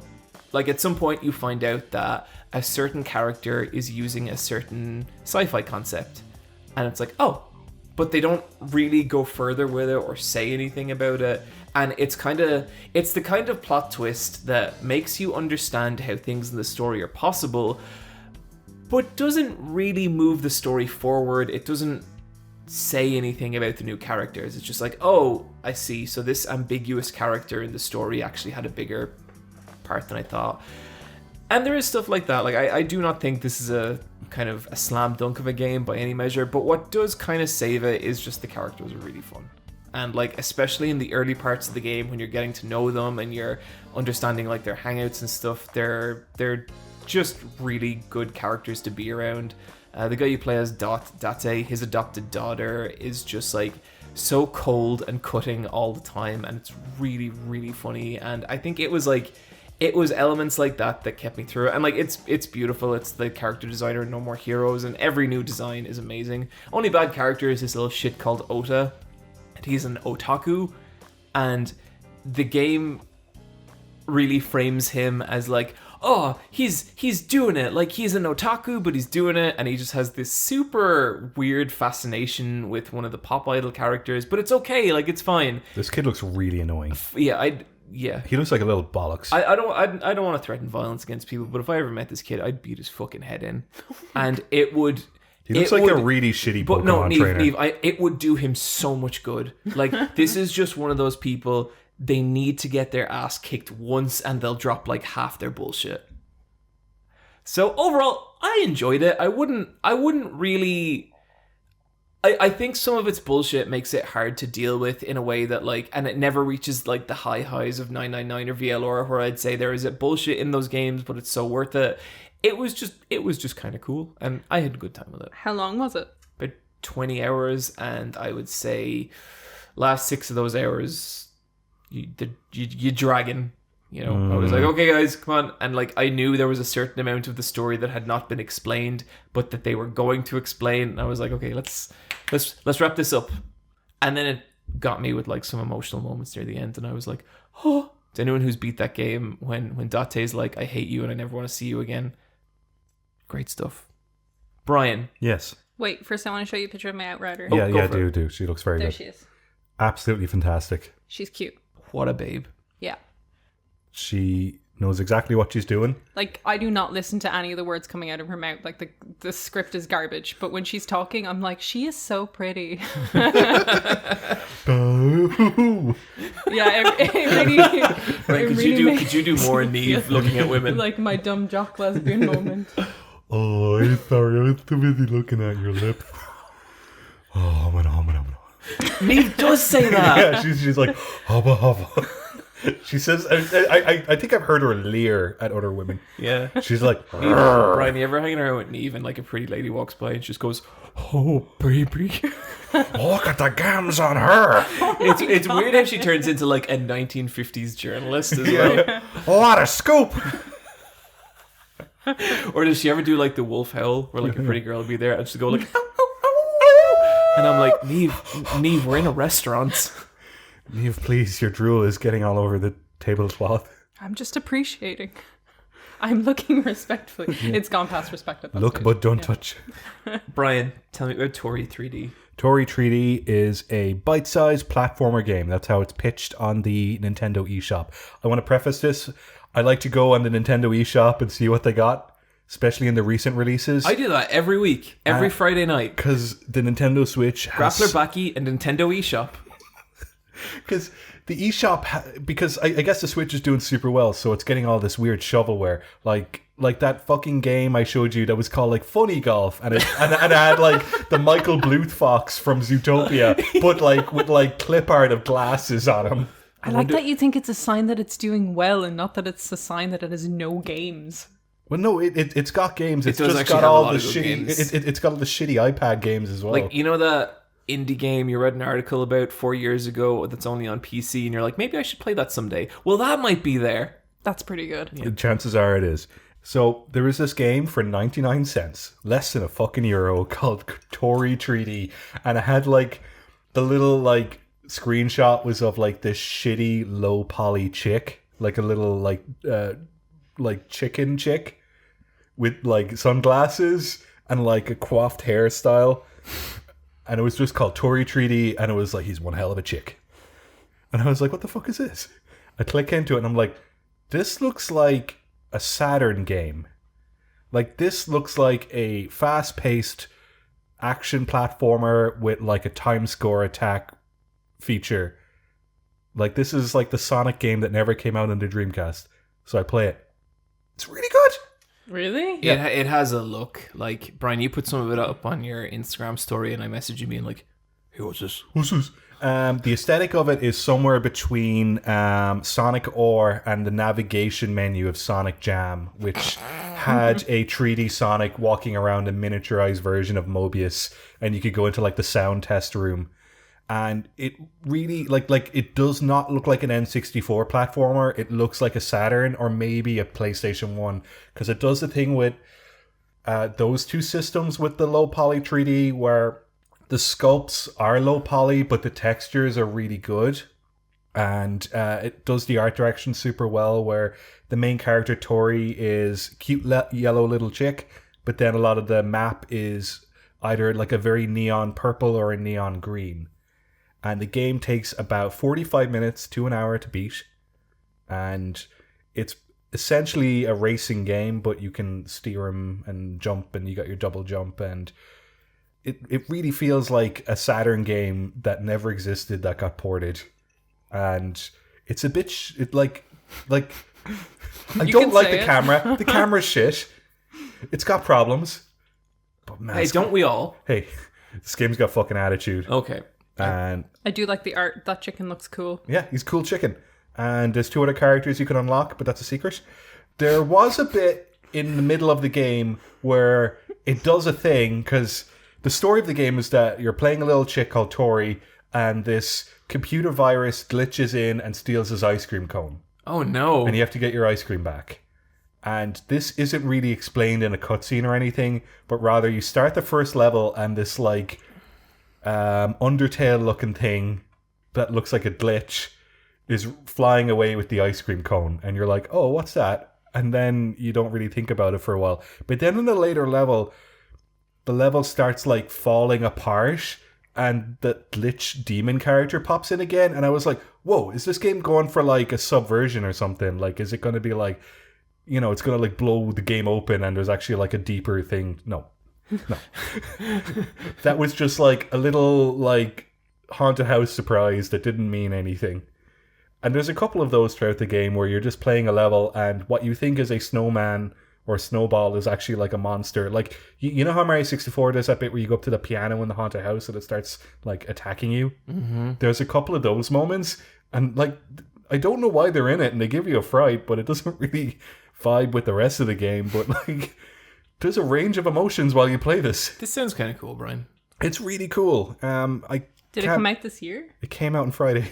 Wow. Okay, well, it's, we can do it for Game of the Year. Yeah, I think it's out on the Switch and itch.io, which makes complete sense. I think Those sound like the formats this would come out on. Yeah, I think it's made by two people, maybe one person primarily. I think they're German, and they know exactly what kind of game they're going for, and I think it's successful at that. And it's got some weird jank, but don't all Saturn games, and I appreciate this game, flaws and all. Love it. Cool, good stuff. Guys, I fell down a hole. A monster hole. A monster hunting hole. See, that didn't make sense until I kind of brought it all back. No, I see here in the docket you wrote down Monster Hunter. Okay, well, the audience can't see the docket, Brian. No, they can read the show notes in anticipation. Oh, bollocks, really? Okay. People read those show notes. Yeah. Okay, so last episode I was all like, I don't want to play Rise because I'm just gonna go back and play Worlds. Do you remember when I said that? Yeah, you were like, 30 frames a second. Not for John. I'm not dealing with that. Yeah. What else did I say? How many frames is Undertale? 60. Oh, okay, never mind. Yeah, shut your fucking mouth. You know, he's actually right. Yeah, it is 60. Because you gotta do the bullet hell. It's so smooth. It's a buttery smooth, beautiful game. Yep. So I ended up beating World. I got really sad, and I ended up playing like 20 hours of it in like 3 days. I did my psychics video, and I just wanted to die. Jesus. It's just, Niamh, I have so much respect now for YouTubers who cover awful shit like regularly, because it just eats you. And I just spent a week being sad and killing monsters. The trick is to turn to like a top 10 fucked up things. But number 1. Oh, what's that guy's name? Chills is great. Number 1. Number 15. He's so good. Sorry, Monster Hunter. And I really think with Monster Hunter World, I kind of crossed a threshold with it, and I now understand why people like love Monster Hunter and play it for like 300 hours. And I think where that kind of like came from was like in Monster Hunter, there's low rank monsters and there's high rank monsters, and you start off with the low rank, you work your way up through low rank, and then you get to high rank. And to me, the big gameplay difference between low rank and high rank is in low rank, you basically just need to worry about your stamina and your health. You just need to like make sure you have enough stamina, keep your weapon sharp, and keep your health high. But with high rank, it's like at that point, you have 30 item slots that you can bring into like a hunt. And in high rank, you do get to a point where you have filled those 30 item slots with individual items, each of which has a particular purpose in that hunt. You might not use every item, but every item has a purpose. And it was getting to the point where I was nearly spending as long arranging my loadout as I was hunting the monsters. And it just became really weird and satisfying. So it's like, okay, at this point, the monster's going to go into his second phase. He's going to start using this attack. This is when I need to start using the net and capturing him and like doing all this stuff, because we need to get him out of that phase as soon as possible. And every monster just became this really like kind of intricate story between me and them of figuring out their weaknesses and how to beat them, and then going away and grinding for a weapon that would let me beat them in a way that was just so compelling. Like, you know, I get it. Like, I understand why people are so crazy about Monster Hunter now. Whereas before, I just liked it, you know? And I really, really fell down a deep, dark chasm and ended up beating that game. I think it's weird, like, with Monster Hunter, I was talking to a friend about this recently, but, like, they were saying how they could never get into Monster Hunter because they just didn't like hurting the monsters.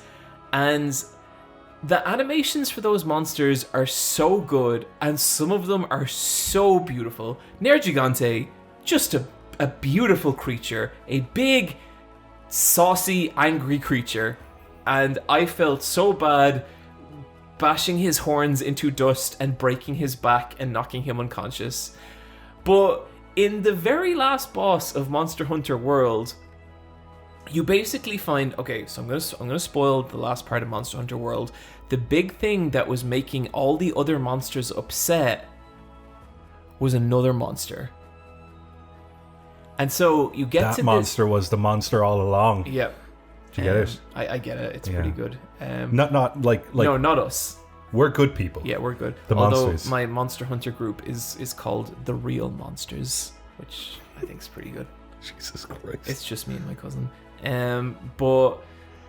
So you get to the end, and basically you find this like giant energy womb, and out of it comes a newborn monster. And immediately all the characters of the story are like, kill it! And so you fight this really beautiful glowing dragon baby, giant glowing dragon baby, and I have a hammer, and I just stomped it to death over the course of like 45 minutes. Jesus. And killed it. And then I harvested its body and I wore it. I wore the dead and everyone's like, yay, you did it. It's like, this is a weird series.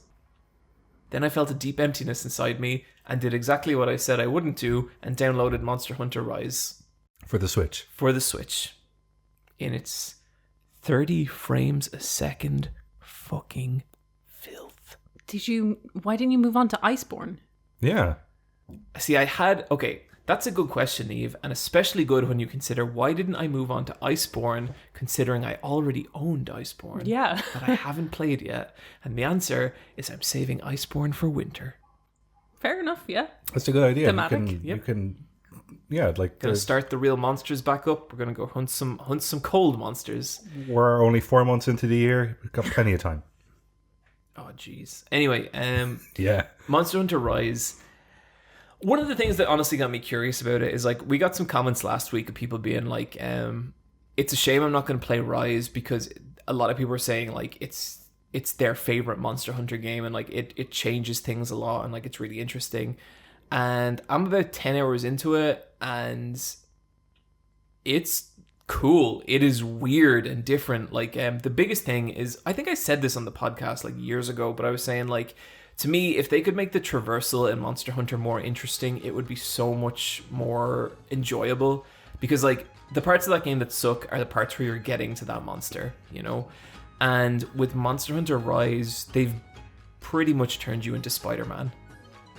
You have this weird limited use grappling hook that you can kind of climb mountains with and stuff, but it's really fun and, like, you get so much momentum behind you, and if you get really good with it, there's like nothing in the game you can't climb, and there's like loads of verticality in the levels, and it's really weird and interesting.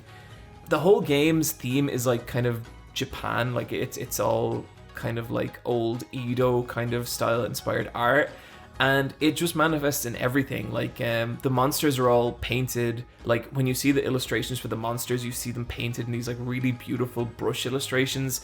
It's not quite a haiku, but you get like these weird poems about the monsters in like the opening cutscene. So like you've never fought this monster before, you go fight it, and you just get this really fun, weird poem about it, and it really helps give the monsters a lot of kind of character, you know, because it'll show you how this monster's sneaky, or how this monster's really dangerous, or how this monster, like, you know, mind controls other monsters or whatever, and it's like, it's cool.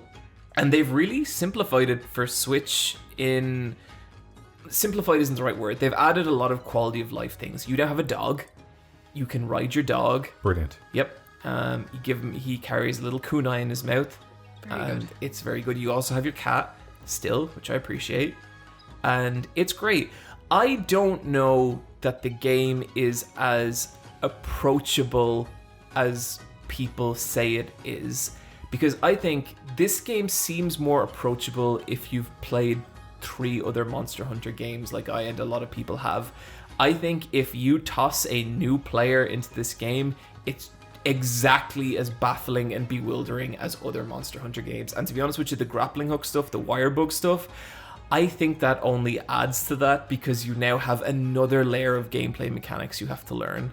It is actually like different from World in a way. I don't really feel like I'm playing.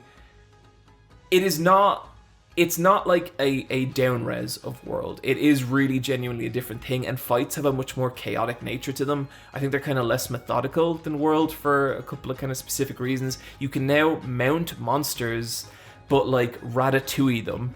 Oh, cool. So you will be fighting a monster, and another monster will show up, and you can ride the second monster and like use him to like bash the other monster. You can steer that monster. Yeah, and it's gotten rid of a lot of the mounting mechanics from World, which I liked a lot, and so I do miss. And like, I don't use a hammer anymore in it because like the style of play is sort of different now. But I started using a light bow gun, which is basically a Monster Hunter machine gun, and it's so fun. It's like you can plant mines to make the Monster Hunter run over. You can do this wire bug move where you vault over the monster and shoot a mine down on top of its head, but the mine has like 4 charges, so whenever you shoot them at that point, the mine also blows up in their face. So there's just so many more interesting ways to torture these beautiful, beautiful creatures. And it runs really well on Switch. Like, Jesus, it is impressive. It's got the Ori engine, and it's beautiful looking. I haven't had any performance issues at all, even with like 2 or 3 monsters on screen. I don't know how. And like, it's definitely not as nice looking as World, but the art direction and animation for those games is so strong. And like, your hub village is nicer than your hub village in World. Like, it's just this little like samurai village, and there's just shit happening everywhere, and there's these like palicos everywhere, the little cat guys, and they're like making like this weird Japanese dessert, and that's kind of a big cultural thing in the village. And it's really like, it is Monster Hunter. I think if Monster Hunter isn't for you, this game won't be either, and it still takes a lot to get into, but it's become my comfort game, you know. And I got a cowboy outfit as well. Nice. Because I have a gun now, and You're like a weird Westerner. that's what I am. Are you playing it handheld or docked? Mostly handheld, and just runs really well. They've like simplified the maps as well. The maps are a lot more arena based. Like, you know, the way a lot of the maps in World were really quite tight and kind of clustered. This is they're simpler, and I think that helps a lot because I would not like to play the World maps on a small screen. But yeah, Monster Hunter, turns out it is good. So now that you're very deep into Monster Hunter, will you watch the movie? At some point, for sure. You gotta. Yeah. But first I gotta watch the Sonic the Hedgehog movie. Yep. Your 2 favorite IPs. Sonic and Monster Hunter. Yep. There they are. Bryan, Yes. why don't you tell me about Pac-Man 99? Pac-Man 99 is a free-to-play, but you still have to pay for the Switch Online. So is it free? Probably not. As long as you pay €20 a year, you can play Pac-Man 99. And so I played a bit of Pac-Man 99 because I love Pac-Man. I love the original arcade game. How do you translate that into a battle royale game? And it's very similar to Tetris 99, where you're playing a solo version of Pac-Man with 98 other players playing simultaneously to you, and you can kind of see snippets of their gameplay in their individual boxes highlighted around you. But it's the core game of Pac-Man, the main map, and you're playing as Pac-Man, and you still have to eat as many pellets as you can, and eat a large pellet and turn the ghosts blue so that you can eat them. But at the same time, it's stacking this other layer where the better you play, you can send your ghost of Pac-Man. I won't say ghost. Your after image of Pac-Man to other opponents' maps that slows them down. Sure, okay, I think I get you. Does it slow them down because it's in the way, or? Yeah. Oh, okay. And so it'll be like an after image of a Pac-Man, but it'll be coming up. But like, the most important thing about Pac-Man is not getting caught. And so you might have a strategy on how to eat a bunch of pellets But if someone is doing well and they send a Pac-Man your way, that's gonna like do like a stick in the mud just for a moment, and you kind of get dragged down for a beat as you're taking a corner, and it can really fuck someone up. Then there's another mechanic where if you eat a piece of fruit, because if you play well enough, a fruit appears in the middle of the board. If you eat the piece of fruit, it resets all the pellets on the board. So now you can eat even more pellets. So you kind of have this gameplay loop where you kind of set out on a route and you eat as many pellets as you can. Then you try and eat a large pellet and take out a bunch of ghosts. And the ghosts have an after image as well. And if you eat one of them, it adds a train of ghosts to the closest ghost nearby. And then you can combo eat about 12 ghosts. And that's so fucking satisfying. And if you rack up a bunch of points that way, you can start sending problems to your other opponents. And you can play it on a random way, or you can play it as a counter. Like, let's say someone sends something to you, then the next time you get a little win on your side, it'll buff it back to them, or it'll bounce it back to them. And then you can also, the more you play, the stronger your Pac-Man gets. I usually play for speed because I want a fast boy, and I've gotten into the top 20. But sometimes you'll just be like doing really, really well, and all of a sudden you'll just get knocked down and knocked out in the top 90 just because you got dealt like a shitty go. And just the way the algorithm works, sometimes you just get stuff thrown at you way too much. And so I think the algorithm needs to be balanced. I think a lot of it is luck, and a lot of it is skill. But I think even the best players are having bad runs. I could see this being very addictive. I'll play it for a bit longer, but I might need to delete it from my Switch. It's funny when you have to make that call. Yeah. Like, I am playing too much of this. I played it over lunch the other day. I played it for about 2 minutes. A whole hour passed. I don't know what happened. Yeah. I had one of those bad moments where I had a bad game of Monster Hunter, and I looked at Michelle and I was like, I don't think I'm going to play Monster Hunter anymore. And this was like 6 hours into my 20-hour 3-day session, and she came back in later and I was playing it. I didn't even look at her. I just felt ashamed. An absolute piece of shit. I mean, yeah. What else do you think they can make a 99 version out of? Tomb Raider. Perfect. Yeah, they could. Yeah. It's just you going Send around Craft tigers. Manor. Yeah, into the manor. Yeah, it's just you fucking up the butler. What's another game? I guess they could do like a Frogger. They could do... I think you could do something kind of interesting with a fighting game where it's like, it's all happening. It'd be weird, but like, I'd love the idea of like, you're fighting someone and then you get put to like, then, you know, you move on, someone beats someone else and you face them. And it's like basically just this hyper fast tournament that happens in like 10 minutes. I think something like that'd be really cool. For sure. But I don't know how you visualize that. The best way these games work is that it uses the original aesthetic of the games, but because it's, you know, playing on a modern console, you know, that can do a lot more, they'll start throwing more shit at you. So when you play the game at the beginning, it looks like your normal arcade 80s game.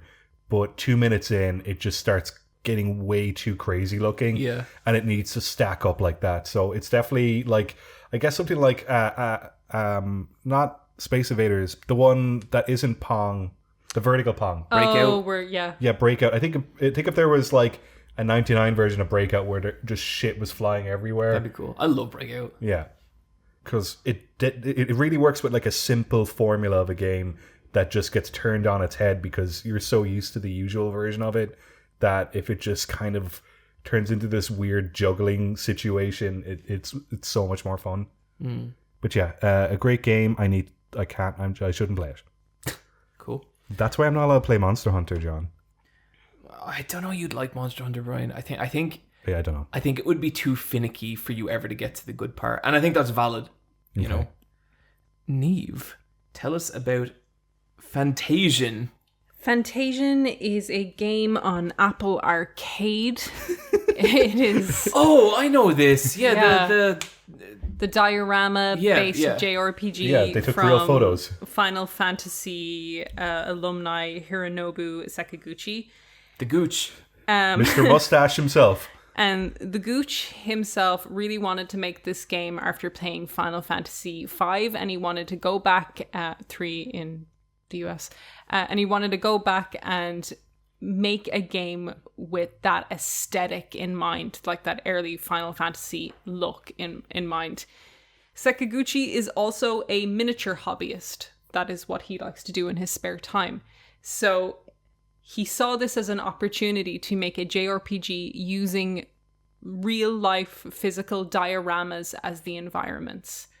And he did it. And it's really funny reading about him talking about this. I have a quote that I pulled that I liked it. With a diorama development pipeline, this probably shouldn't exist. So this was hard to do. He really wanted to do it. And he has said a lot in interviews that because of his age, I think he's 58, which I think like he's in his 50s, but it's not that old, dude. But he's very much like, this might be my last game. Aww. And I really want to do something that incorporates the stuff I love and going back and looking at the kind of older games I have worked on and loved. So this game, straight away, the reason you're buying it is the dioramas. It has been used in all the marketing footage for this game, is beautiful photos of these real physically made dioramas. And these are like environments like ranging from like forests. So you have all that like cool crumbly crap you use to make trees in dioramas.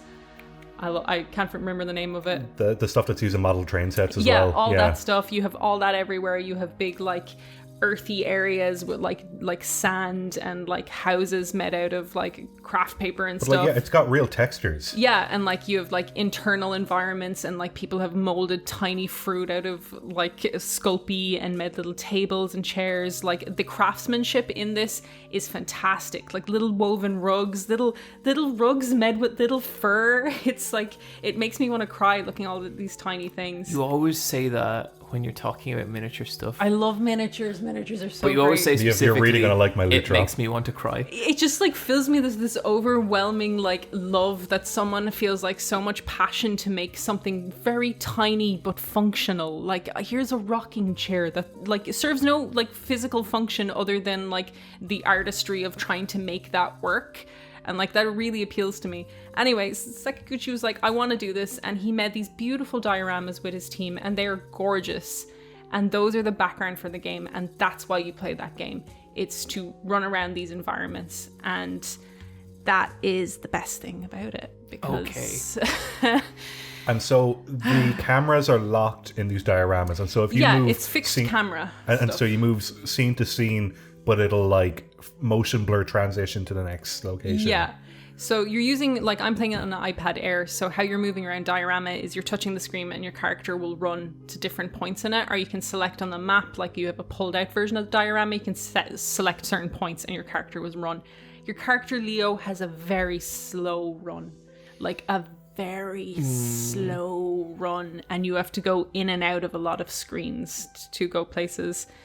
These beautiful dioramas that are the reason you'll play this, they have been scanned using 3D drones, and I don't really know what their goal was in doing that, because sometimes the environments look gorgeous pulled out, but when you have to crop in on a character moment, they've cropped in on that image, so it's so low resolution. They haven't swapped in a higher resolution image. Okay. Like a part 1 and a part 2 BG, like we would do at work. Exactly. There's no part 2 BG. There's no swap in BG. And it's like, they'll even be talking about something in the environment, like the flowers there, and then they'll crop in and it's just this like blown out blur. You can't see any of it. It's so disappointing because you know those flowers exist. They have been crafted by hand. It'd be great if there was like a macro shot of it then. Yeah, and it's just like you kind of were hoping that maybe someone was like doing photos of these high resolution photos, because the 3D environmenting printing has not worked for crop-ins on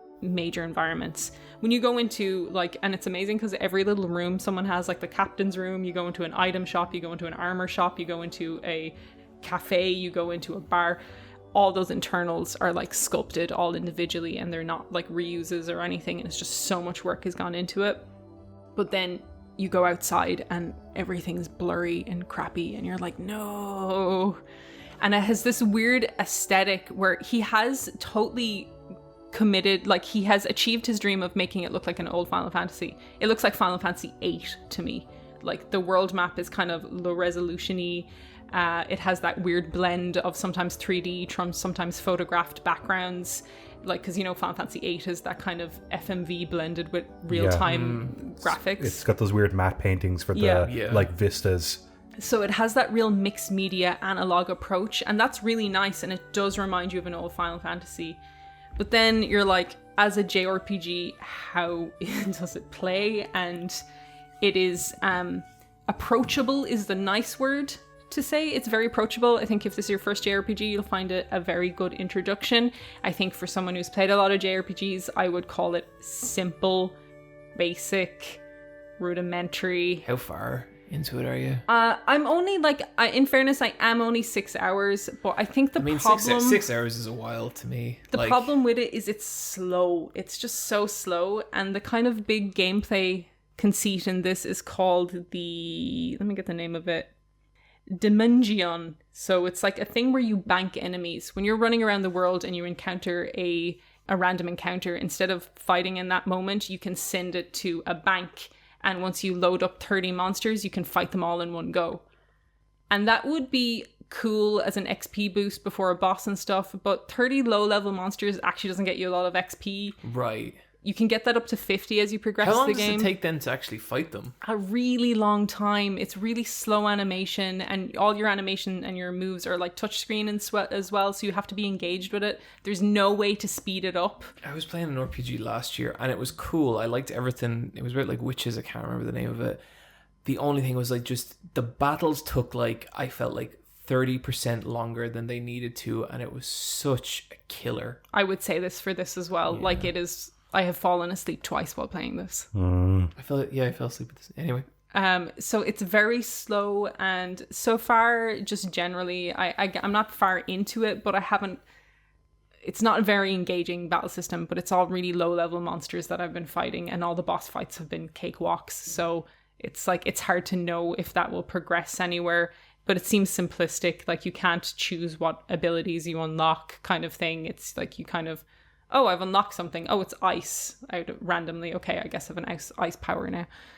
You use the touchscreen to do it, and the cool stuff with the abilities is you can target multiple characters and take them out, and that usually, like, you make an arc with the touchscreen, and the power will travel along that arc and maybe damage more enemies. That's cool. So that's kind of cool. Yeah, that's unique to that interface. Yeah, and like using the menus is nice. Using touchscreen. Maybe the exploration Just isn't said tit screen. Yeah, well, just got him on the brain. Boobies on the brain. But yeah, gameplay wise, kind of blah to me, like, honestly. Okay, Niamh, there's a lot of bullshit I'll put up with in a JRPG if the story's good. I would call it generic. Is it a kingdom with an evil king? There's a boy called Leo who has amnesia and can't remember anything, and he has to go on a journey to remember stuff, and he meets a girl who, like... I fucking hate him. Who uses healing magic because she's a girl, and she's so stupid. Like, she just kind of runs around, and I guess it's meant to be whimsical, but she's like, wow, what's over there? And it's like, oh, she's like the forest. She's so airy and, like, nymph-like, but she's just kind of just seems like dumb as rocks. And then you meet another girl who loves Leo, and it's like two girls and they're kind of into him, and there's more people you meet along the way. It's generic. So I could play it and feel like two girls are into me? Yes, you could. And this is a weird, really specific insult I have to the design, because the dioramas look so nice. The character design doesn't look as good, and either does the monster design. But the female characters kind of look like the fish women from Shark Tale. Like, they have really big eyes and eye makeup and really, like, wet lips. I need to Leo see. doesn't have the same wet mouth look. What's the name of one of the girls? And Angelina Jolie and Renee Zellweger are Kana. both in... Kana? Yeah. No, I thought we were talking about Shark A-N-A. Tale. Never mind. Name a Shark Tale person first, Brian. Martin Scorsese is in Shark Tale for some reason. Who? He plays the pufferfish with the big eyebrows. Because children love Martin Scorsese film. Well, no, Hugo's a children's film. Here's a picture of one of the And girls. Cape Fear. Oh my god, you're so right. I know. Haven't I? That looks like a sex doll. Can we put her in the thumbnail? Yes, we can. And, like, it's kind of like the backgrounds are so lovely, but the character designs are so kind of blah. It's like there's something about her design where, like, it looks like there's like a layer between her bones and her skin. Look at the cutout, Brian. Oh, that's some shit masking. really bad masking. Oh dear, with some that of the would drive me backgrounds. insane. Yeah, and maybe this is a thing, like, we work in animation, I work specifically in backgrounds, so like when I see masking stuff and when I see some of the background low resolution stuff, like, that's my job to do that, so I'm like, oh Yeah, it hurts all the more. I was watching Space Jam recently, and I was like, looks like they didn't quite color key that card properly. Pops for a frame, not good enough. Bugs. You can see Bugs' thumb there. That I think maybe that's on the wrong layer. Oh, it's just the animator's curse. It's like you hate it about yourself, but you just can't stop it. You really can't. But yeah, like there's a free trial for Apple Arcade. That's why I'm playing this. I had to upgrade my iPad to play it as well. You have to upgrade to the latest one to get Apple Arcade. This is a part 1 game, and seemingly there's a second part to it. I don't know if I would play the second part after this, because Let's see if they make a second part. yeah. Because I feel like there's a couple of games in the last generation, like a couple of like little quirky, unusual passion projects that started as part 1 and a part 2 never manifested. This sounds like it could be one of those. It has longtime composer of Final Fantasy working on it as well. Nobu? Yeah, and he has also said, this might be my last game, which I think is both of them saying that as a selling point, to be honest. To have two guys being like, it might be our last game, you should buy it. It's worked for Studio Ghibli like 3 films in a row. It's true. Oh, I think it's more than 3 at this point. I think that man's just a liar now. That master, it's his last film. You kids should fucking watch this. Sure. Films are about to die. When this man's gone, you're gonna fucking miss him. At least Vince McMahon's like, no, I'm going to do this till I drop dead. Mm-hmm. So, like, Which my is last word on Fantasian is, if you like miniatures and like you like physical mixed media stuff, I think it's worth it for seeing that. But as a standalone JRPG that you're playing just for that, it's not the best. Like, I'm playing Bravely Default alongside this, and while Bravely Default's story is kind of like blah, the gameplay is so good, and and everything is so polished that it's just really not a great comparison. Like, right. Fantasian's just like, ugh. Like, if it didn't have the diorama backgrounds, there would be nothing charming about it whatsoever. Well, Niamh, that sounds like a strong recommendation. A great game. I really want to love this. I feel so bad because That's the I'm worst like, feeling, when you're like, oh, but I want to fight for this game, but I know it's not. I know, and the best part is the backgrounds, and then you're just like, but the low resolution also is there. There's all these mistakes. I know. It's very like, look at the photos of the models he made, because they're beautiful. This man got a big budget to make a lot of gorgeous models. Good for him. Good for him. Guys, real quick, I started Disco Elysium again. I dipped my toe into this game last year, but fell off it because I don't like playing games on PC. I now have a very expensive PC hooked up to my television for reasons I frankly don't feel like getting into right now. Real quick, look, there's been a whole saga with the PC thing. I want to thank the Fabbers in the Discord who hopped on a Skype call with me and watched me flail around like a little armless, legless baby. Thank you guys for your patience. I'm sorry that we couldn't fix it, but it did genuinely help, and it did help me. In particular, I want to thank Panda, Child of Light. He was very, very helpful. Okay. I thought it was funny when I jumped in for a second and you screamed at me, so I left. I was frustrated. I saw Bryan enter and I was like, not now, Bryan, not now. So I just left. Didn't say anything. And then I was like, oh shit, was I too mean? Like, I didn't say that, I said that in my head. But, no, it was funny. No, I wasn't. I wasn't mean enough. Disco Elysium, so it's this like isometric point and click game. You are a cop, you wake up in a hotel room, you have no idea why you're there. Turns out you're the lead detective on this murder case in this fictional city that does not have a government. It's cool. The writing is very, very good. Like, it is such not video game writing. You know, like everything from the descriptions of the weather to like the way characters talk, they'll have super individual voices, pulls you into that world like immediately. One of the most interesting things about it is the kind of main gameplay mechanic is that you have stats, but it's not really like magic or attack or dexterity. it's all like the different parts of your brain that you level up. Not even your brain, but like different psychological elements. So like one part would be like you have this ability called, or you have a stat called half light, and I don't know why it's called that, but it's basically your fight or flight instinct, your ability to detect and react to danger. And if you start leveling that up, you're going to get better and better at good situations. You have another ability called Inland Empire, which is basically your David Lynch sense. It's your ability to cosmically read like signs in coffee cups and all that stuff. Your Agent York Morgan power. So you get more clues? Yeah, pretty much. And, well, more clues, but more dialogue options as well. Yeah. And what's happening is that you'll talk to someone, and the game is basically constantly doing all these unseen dice rolls. And you might go through a conversation and you might fail every single one and you won't see it. Or you might succeed in one, and that's when your like Inland Empire style kick in, and you'll get a little piece of dialogue being like, there's something about this man's tie that feels unusual, and then you'll get a conversation option to go with the tie and like investigate that way. That's the whole game.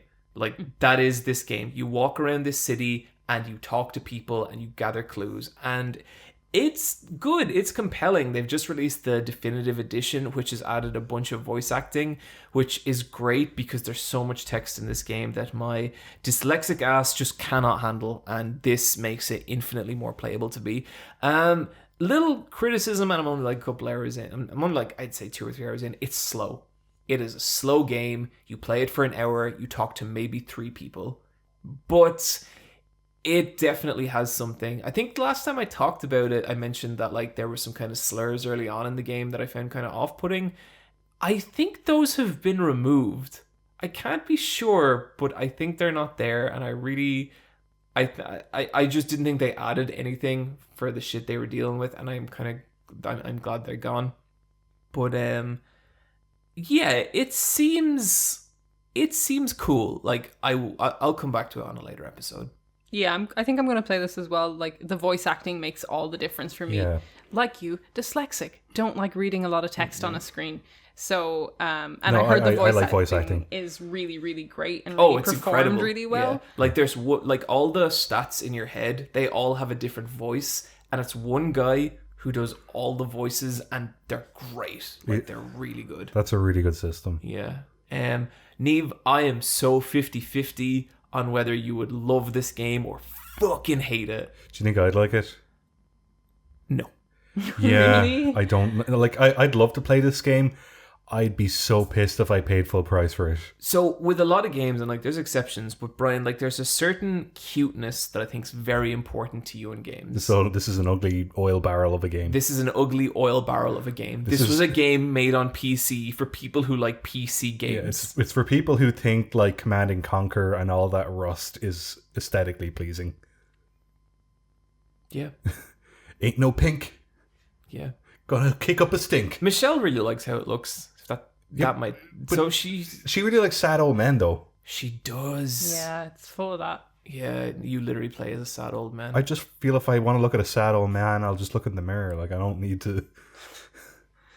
I really want to try it, but like I've got like Outriders tiding me over before Resident Evil 8, and Which it's is kind out. of like, where do you fit something that's a meaty story that's slow? See, I always have a gameplay game and a story game on the go, and this is my story game. Bounce back and forth between the two. Yeah. Did either of you play any more Balan Wonderland? No, I never touched it. Balin Wonderworld. Yeah. But Balin Wonderworld, that's also a Square Enix published game, so Yep. that's why I'm asking, because they have Outriders, like They're so busy. this, and I guess the last one was the Marvel games. Marvel Avengers, Marvel back during Avengers. which just got another DLC bump as well. Jeez, that is a weird catalog. And it's really weird because I really appreciate Square Enix like making these kind of double A, like these kind of B tier games, except for Avengers. But like, I don't know, they've had a lot of misses as a publisher. I right now. want to play Balan. I feel like it's important I play Balan. I can't believe that's a full price game. I can't believe Yuji Naka made it. It costs €60 and you can buy a PS5 version of that game. It's not even a PS4 disc, it's the PS5 disc copy of that game. It's a very powerful game, Bryan. Ugh. Quicktime Events.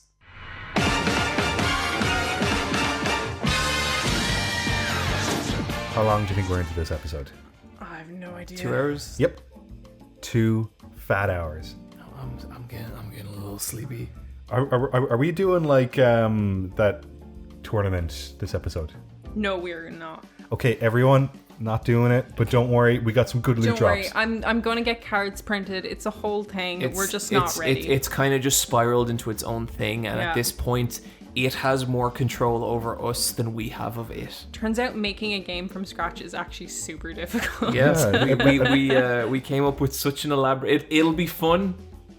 Did you like my suggestions for the cards, Niamh? I thought nuclear democracy was pretty good. They are very good. That's such a fucking card name. You might need to change the names for the other cards as well. Oh no, really? Like what? Well, just some of the ones that I named, I put in filler names there. I just think you could probably come up with something new. Happily. It Okay. needs something more intense Yeah. and dramatic and like solemn. When I was a child, I adjectives. spent a lot of time thinking up fighting game name moves. Yeah, because you know the way in Street Fighter all the like really strong moves have like 4 or 5 words. Like you wanted to have like some string of bullshit like that. Yeah. I'll just say Death's Hand, but you'll come up with something way better than Death's Hand.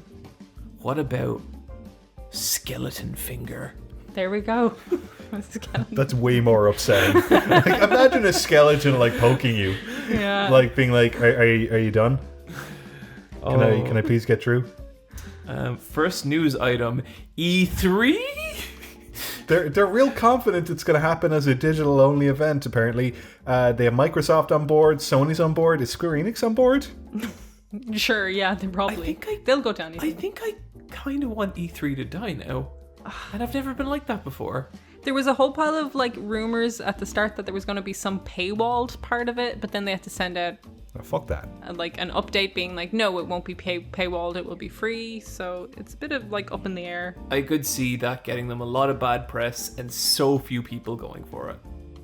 And the people that do will register, and their Because details might get how would that leaked even a year work? later. It's like, are they going to force publishers to show their big thing on their website behind a paywall when they could just release it on Twitter and have it just as put? Yeah, Yeah. Just do solid numbers. yeah. E3, I guess we'll see. Deathloop delayed. This was supposed to be out at the end of May, and they put out an announcement last week. Yeah, make it good. Yeah.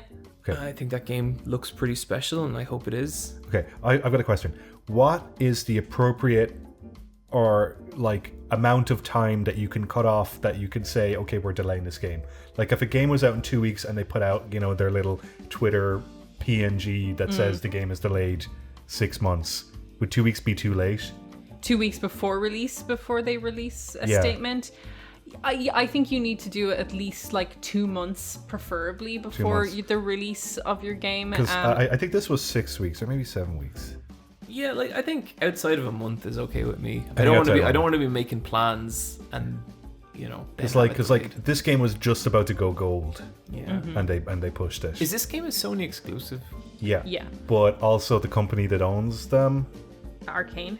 aren't they owned by Microsoft now, or am I thinking of something You else? see, yeah, now they're that's Bethesda, Bethesda. who publish Arcane stuff.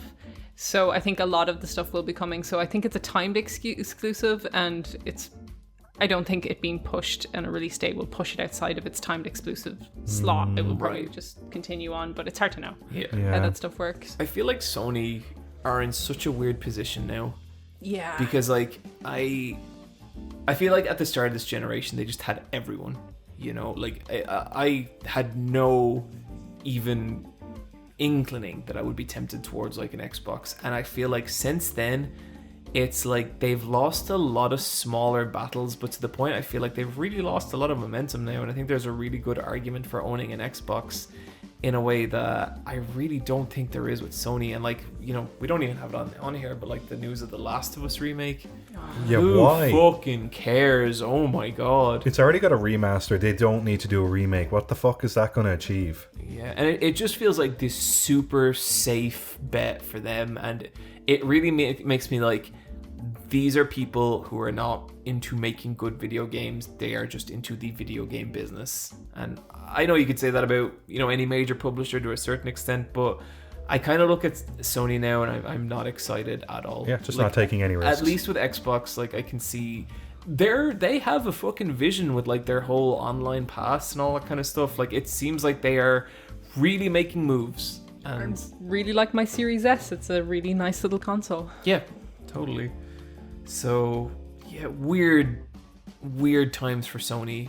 I think you're kind of starting to see that swing back of public opinion with them. Mm-hmm. None of that's really related to like the delay to let Deathloop. If they need to delay it, they should delay it. Yeah.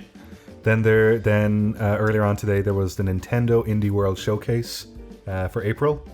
I guess this is their first one this year. I think they do one or two of these a year, and it was about half an hour long, and they had indie devs from all over the world showing off games that are coming out on the Switch from today onwards. Cool. Some were, I think one or two were, because I really love when they do these things. Have you watched it yet? Yeah, it was really good.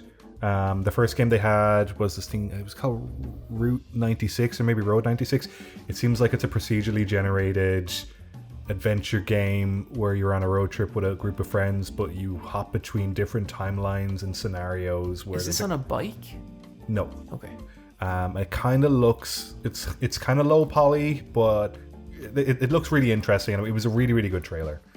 There was a really fun JRPG. I don't think it's a JRPG, I think it's an RPG, but it's inspired by JRPGs, where the main character is a girl who can control time, but the battle mechanic is that she can age her opponents, and you can age up or age down your enemies, and that can change the situation of the battle. Cool. And that was a fun gimmick. Ollie Ollie, those developers have a new game, I think it's their third game, Ollie Ollie World, and it has a completely different art style, and it looks amazing. Cool. It has this really nice cel-shaded art style, and I'll probably get that. Don't know what else is jumping off the top of my head. Bryan, speaking of Nintendo, Yeah. I just realized we skipped over Lego Mario. Oh yeah, I got back into Lego Mario. It's gone down in price. It's Bryan time.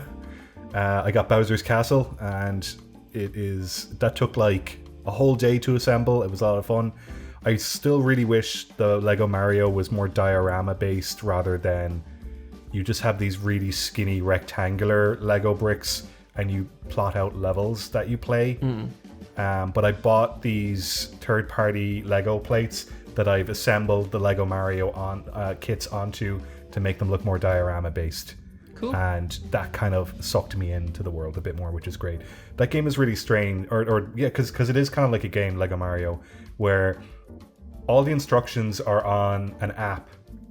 So you have your iPad out with you and you go step by step through the instructions, but you can also rotate each step in 3D space. So sometimes you don't know how the brick is meant to like slot in underneath, because it's always shown from like a top 3/4 view, but you can actually like rotate and scale like how it's meant to look. So that's kind of fun that you can examine every step, and scrutinize it if you want. And the way that game works is you play as Mario and you've got 30 seconds, or no, you've got 1 minute on the clock to collect as many coins as you can in the level you built, and you have to get to the flag. And so it does actually have a game aspect to it, and the game aspect is fine, but I just like the building. Would you ever get the TV version they did, the big set with the Maybe someday. SNES? I don't like the TV part, but I just like the console part. Maybe someday if I just wasn't feeling so good. I'd probably. I love days like that. Yeah, you're like, oh, I need some Lego. A lot of the time now I'm like, I'm gonna buy some shitty food. Yeah. They're doing a House of the Dead remake that was in the indie. Yes, Oh, they are. sick! I Yeah. love House of the Dead. Yeah, it looks really good. It looks real crusty, but in a good way. Are they going to light gun that in some way? No. It's hard to tell. See, the problem with this showcase was that it was all just like cutscenes. There was very few gameplay demos. Remember there was a Wii exclusive, I think it was a Wii exclusive House of the Dead game. There was, yeah. That people really liked. It's a really good game. I never played that. And there's also a railgun on-rail shooter of Dead Space called Dead Space Extraction. That's really people good. like that as well, don't Yeah. they? Yeah. I have heard some passionate arguments for those on-rails Resident Evil Dark Side Chronicles games. They're good. Yeah. They're fun. I They're love fun. on-rail shooters. Time Crisis. Time Crisis is so good. I would love if they brought an accessory to the Switch where you put like one of the controllers in and it's a little gun and you play House of the Dead light That'd be gun kinda game. cool. That'd be cool. Yeah. I do think it's time for another one of those. I love light guns. It's just like you can't use them anymore on your TV. Yeah. Bring them back. Bring him back. Oh, there was also this cool game called Skull, and it's a bit like Dead Cells, where it's like... Oh, I just downloaded that on Steam. Yeah, it looks really cool. The pixel art in it is nice, but there is something about it that has like a real end of era Super Nintendo look to it that I'm just very much into. Yes. And he plays a little skeleton, and you swap out his heads with different abilities. Yeah, Cute. yeah, really cute. That's a really good pitch. Can't play it on my PC because darn old thing shipped without a Bluetooth wireless card, meaning you just can't connect it.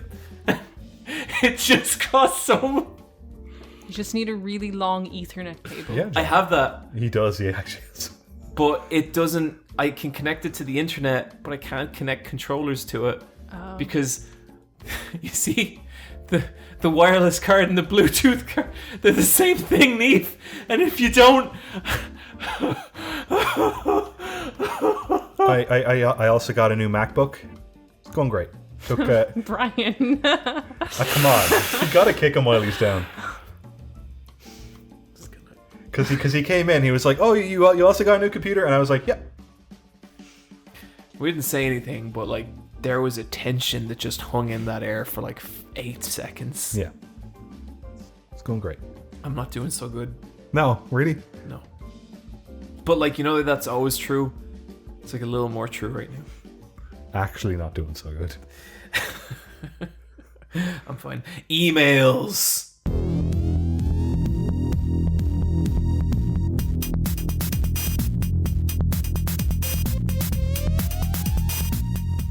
Okay, I got some emails picked out, but Go for it. before we read them out, Okay. how would you send an email to Lads Fed Boys?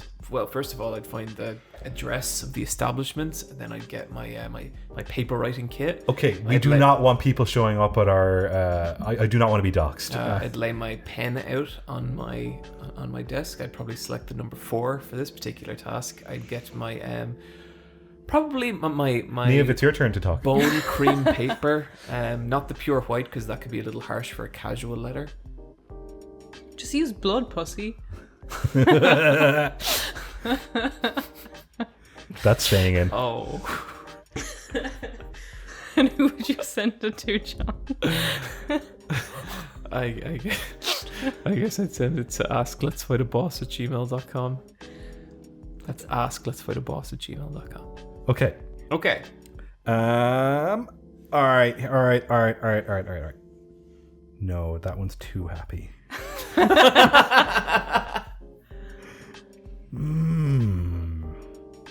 Oh, here's a fun one. This is from Richard, and Richard, you're real clever. They put the question in the subject. What a fucking genius.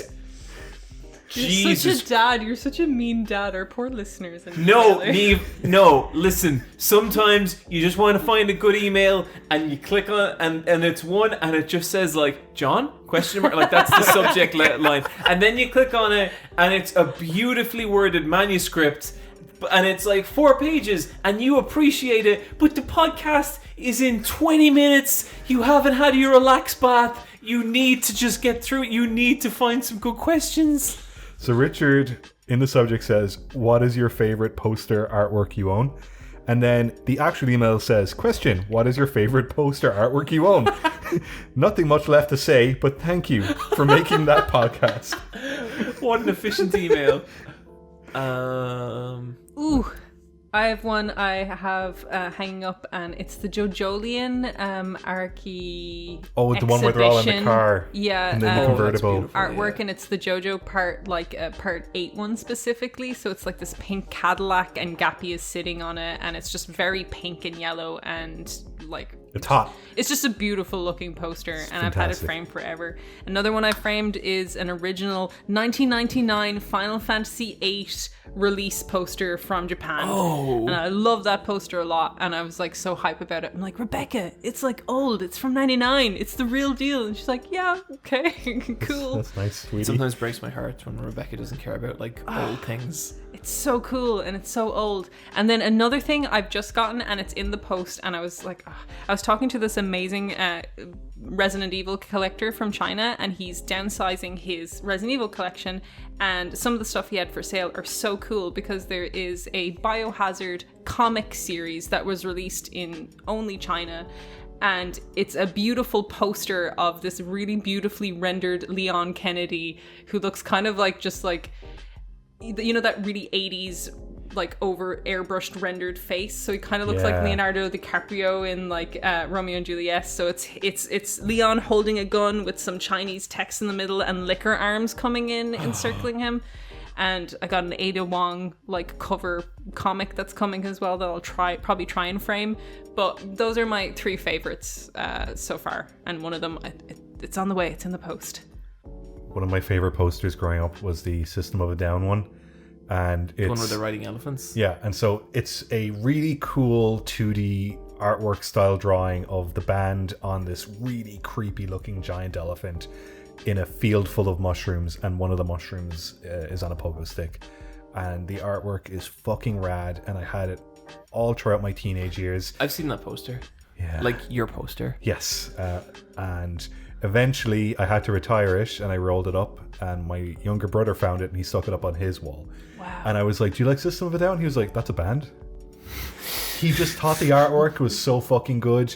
I love stoner artwork. I really miss stoner posters with like loads of weird shit in a poster for you to look at for hours and find all these hidden details. There's like a really cool sort of period where it's like stoner artwork but aimed at kids, and like pog artwork. Yeah. Like a bunch of that just weird shit, and it's so cool. Like Did you guys ever see the Rat Fink is one of garbage them. Pail Kids? Yes. I was Some that gross was out never shit. a thing over here, was it? Not so much. Because part of me really wants to buy some Garbage Pail Kids stuff. They still do like reprints of the booster packs. I think I'm gonna buy some booster packs. You should. You could do some card, you know, you could Open get them some on stream. Yeah. Stream it and get some sweet pulls, King. That's what they call it. Yeah. Jesus fucking Christ. I Hey- had the... Hey King. Oh my god, Brian. Hey Queen. I hope you get some sweet pulls. Do you know what's the new thing that fucking Pog? That's not new. That's Oh, it's not That's new. for It's a not new. while. It's lately I've seen it in stream, like my Yeah. stream feed, and it's like, shut the fuck up. Yeah, that's poggers, dude. That's some YOLO shit. Fuck off. See, okay, Words mean nothing. Poggers I've heard for a long time. It's specifically your voice is Pog, and it's like, shut up. It's saying it wrong. Whatever was like happened to Cool. Cool is great. Cool was fine. Yeah. I know, it's really funny. Fine was how fine. Just say that. There's going to be like 30-year-olds in like, 10, 15 years, and they're going to be like, oh, poggers. Like, and that's just going to be a normal part of their vernacular that they won't let go of because it's like they're cool now. And that's exciting for me. There's this wrestling commentator called JR, and I listened to his podcast recently, and that was a mistake because he's an angry, angry man. But he was like, you know what kids say now? Gnarly. Just say something's good. Why are you saying it's gnarly? I know Nardy's pretty badass. Gnarly's pretty good. I'd say gnarly. John, how about you? Have you got any gnarly posters? I've got some pretty gnarly posters. Biggest one for me would be my Akira poster. Yes. I've had it for, I think, maybe 20 years. It's still going. It's framed. Need to get it reframed because it fell and the glass broke, and I thought someone was breaking into my apartment, and I was like, oh, I can finally unleash the violent impulses. But no, it was no one. I also have a Gris Grimley print of Sideshow Bob that is just him shirtless, and it is so beautiful, and it's got these like really fucked up drawings of like Bar and Itchy and Scratchy in the background, and that watches over my kitchen, and it's very menacing, and I love it.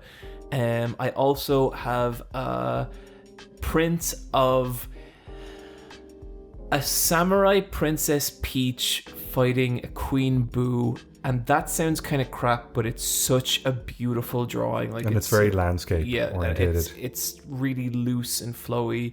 And I don't know why I like weird alternate versions of Princess Peach, because I don't really like Princess Peach that much, but I just do, and this just makes me happy whenever I look at it. I also have a little frame of like it was like photos that we all took in LA, Yes. and it's like a cute little photo of the 6 of us, and I have that next to my desk. I've got one of us up there. I have it on my fridge. Yeah, that was a fun time. I've still not framed it because I need to go to a specialist and I can't do it at the moment. But it's always on the back of my mind. It's a long-term plan. John got me a really cool Perona print, and she looks class. Oh yeah, that is a cool print. So, but like, I think I'm old enough to frame it now. I wasn't old enough. I think if you're over 25, you're not framing shit. Yeah, what the fuck are you doing? Yeah. There's no point having blue tack. Just What are you, unless you're what are you in college? unless it's being stuck on the fridge. If you're putting a fucking poster on the wall, you gotta frame that shit. Yeah. What the fuck are you doing? Yeah. Come on. Do you guys want to do another email? Yeah. Let's do more. Okay, this one is from Ella, and this one is a bit bittersweet, but let's get some positive attitude in this one. Okay. And the subject is, you'll grow out of it eventually. Hey, Bryan, Niamh, and Joan. I've been told many times that I will grow out of anime and video games, etc. I was wondering if you guys were ever told this on hobbies you had, and how did you feel about the implications or the phrase? You know what I think about that phrase? Fuck that shit. Yeah, I agree. Enjoy whatever you want. So, when I was about 16 years old, I was lying on the floor in my parents' sitting room watching Pokemon, and my father came into the room, and he stood in front of the television, and he said, "John, you have to grow out of this stuff. You cannot keep watching cartoons for the rest of your life. People will laugh at you. You're not going to be able to talk about other adults about your problems. You need to move on. I understand this has been a big..." And like, he was really trying. He's like, "I understand this has been a big part of your life. You have to grow up. You have to grow up." And suffice to say, I fucking showed him. It's such a weird thing to me when people say that as if it isn't adults who make everything that you're watching. Like, Hey. who do you think makes this shit? Just big children? Grow out of sports, you fucking asshole. Yeah. No You're- one says You're that. running around the field kicking a ball until, like, what? Forever? Yeah, and like, I always remember there was this episode of Made. Do you remember the MTV show Made? Yep. And there was this girl, and her wall was covered in Final Fantasy posters. And part of her makeover was they made her take down her Advent Children posters, and she was crying while doing That's it. bullshit. Makeover shows suck in general, but ones that are just like, okay, time to delete your personality, just fucking extra suck. Like, It's your big beige empty I room. have accepted that I am going to be 85 years old drawing fucking Ormika fan art because it's what makes me happy. Yeah. Honestly. I was chatting to my dad recently, and he's gotten back into model boats, but with a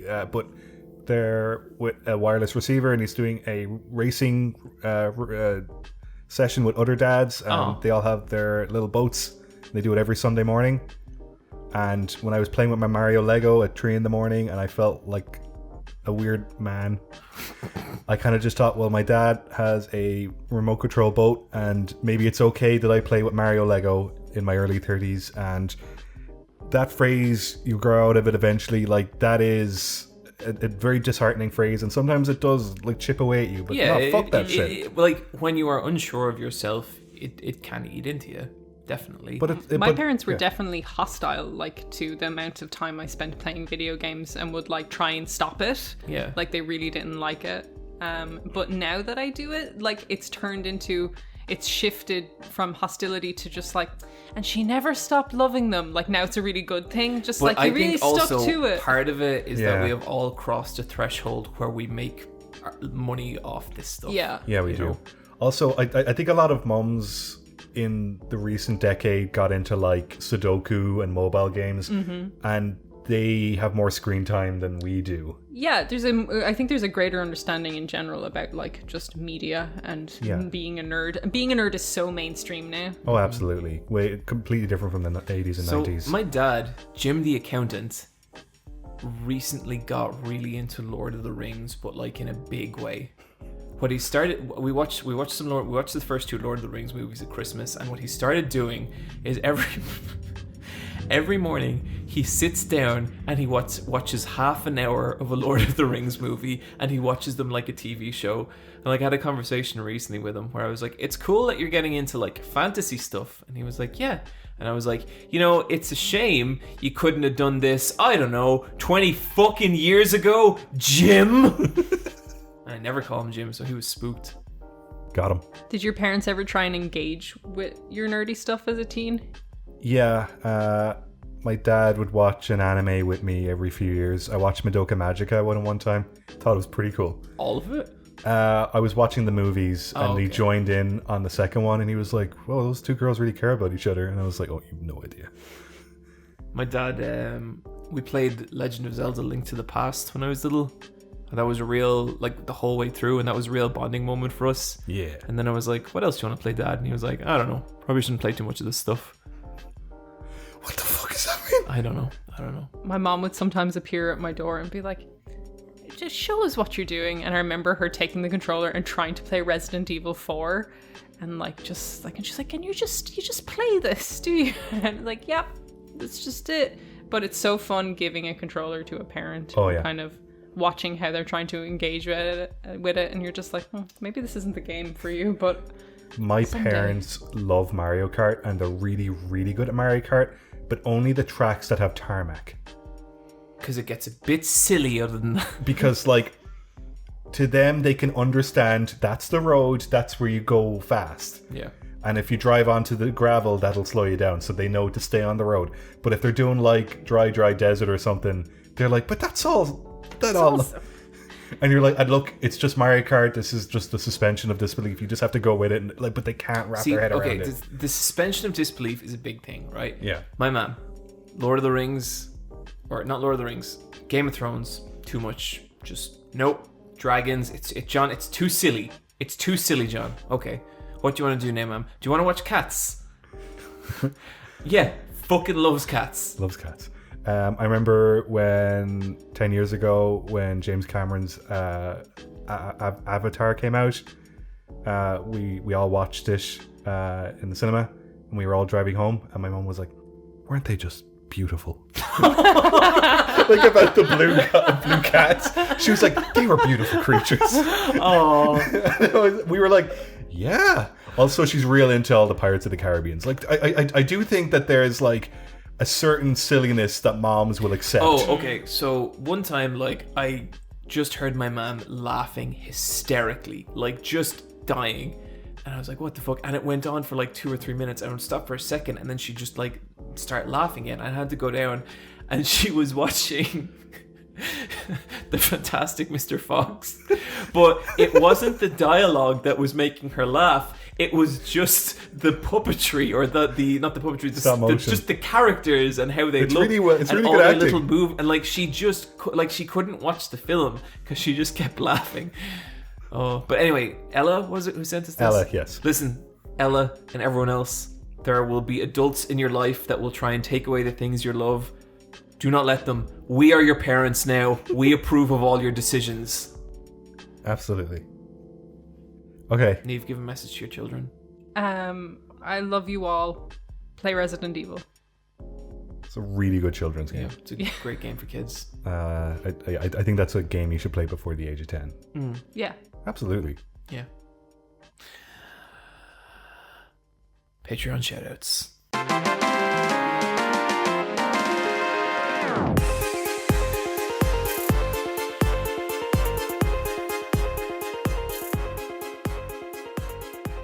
Patreon's doing handsomely well. Okay. Guys, I have a little proposition.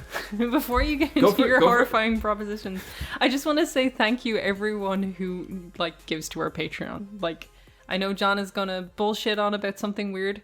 Niamh, what I'm about to talk about is the most normal thing in the world. We have 600 patrons. That's a milestone. Thank you so much. That's amazing. Thank you so much. And just to say, like, since the start of this year, for whatever reason, so many people have donated, and I am just... Brian's like, hey, you know how much Patreon is? And I'm like, what? And then he tells me, and I'm like, what? What? It's cool. Flabbergasted. Yeah, the support this year has been really surprising. Yes. In a year where a lot of podcasts have really struggled, Yeah. our LFAB community has kept us so strong. Some might say the strongest. You can do your thing now. Okay, first of all, I just want to say, Niamh, I do take a little offense that you would just assume it's weird. It's going to be something negative. Yeah, about fighting them or about like It's not about fighting at all. okay. How big are your muscles? Prove it with your wallet. Yeah, that kind of shit. Is it? No, it's nothing. I don't talk about muscles. I don't know where that idea comes from. Sorry. So I want you to imagine you've died. God, you're so fucking grim. And I want to picture you floating up to heaven. Picture your little translucent body being able to see through your tiny hands. If you look close enough, you can see all the blood under your skin. Oh fuck. But you keep going, and you reach the gates of heaven, and they open up to you. And I want you to imagine all the angels descending upon you, laying little kisses on your little dead forehead, and embracing you in their giant angel wings. I want you to imagine how beautiful that would feel.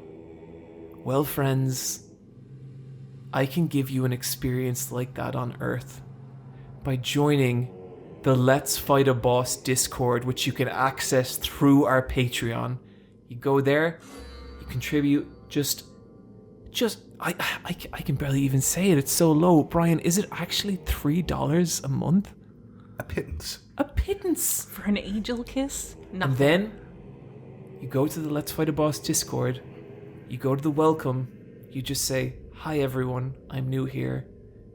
And a chorus of the most beautiful beings you can imagine will descend on you and embrace you, bring you into our heavenly light from which you will never escape, never want to leave. Cool. You can have, you listening to this, you've had a bad day, an awful day. These are difficult times. Give yourself this gift. You deserve it. Sound like a cult leader. You know, I've been thinking about like where this whole YouTube thing is going, and I have some fucking thoughts. Only cut that bit out. Did you have a plan to pay off with Oni, our editor? Okay, this is the other thing that I want to address. There are a few problems I'm kind of having with the Discord. Basically, in the last while, you guys know I run a very positive network of not like-minded individuals on our Discord. It's the biggest group on the Discord. We are the most popular group on the Discord. The Church of the Nameless. People say it's a cult. It's not a cult. It's literally a businessing opportunity for a bunch of people. And a few... It's like a really sad pyramid scheme. A few members of the Nameless have come to me recently and said, "John, we know we're not worthy, and you know what you have to do. And these children, I give them one last hug, one last digital hug, and I cast them out of the Church of the Nameless. But to me, once you're a member of the church, you can never go back to being normal. So I've christened them the Lost. This is a new group in the Let's Fight a Boss Discord, and I think once someone has been dismissed from the Nameless, they've basically lost all value in life. I like the Lost. Ain't they Yeah, pretty fun? yeah, They're the Lost just- can find a home with the. They're me and just Bryan. completely Yeah. pointless, and I wish they weren't there. But their names are in grey. It's fucking And, badass. I made their names grey so you couldn't see it against the grey Discord background because I don't want anyone to talk to them.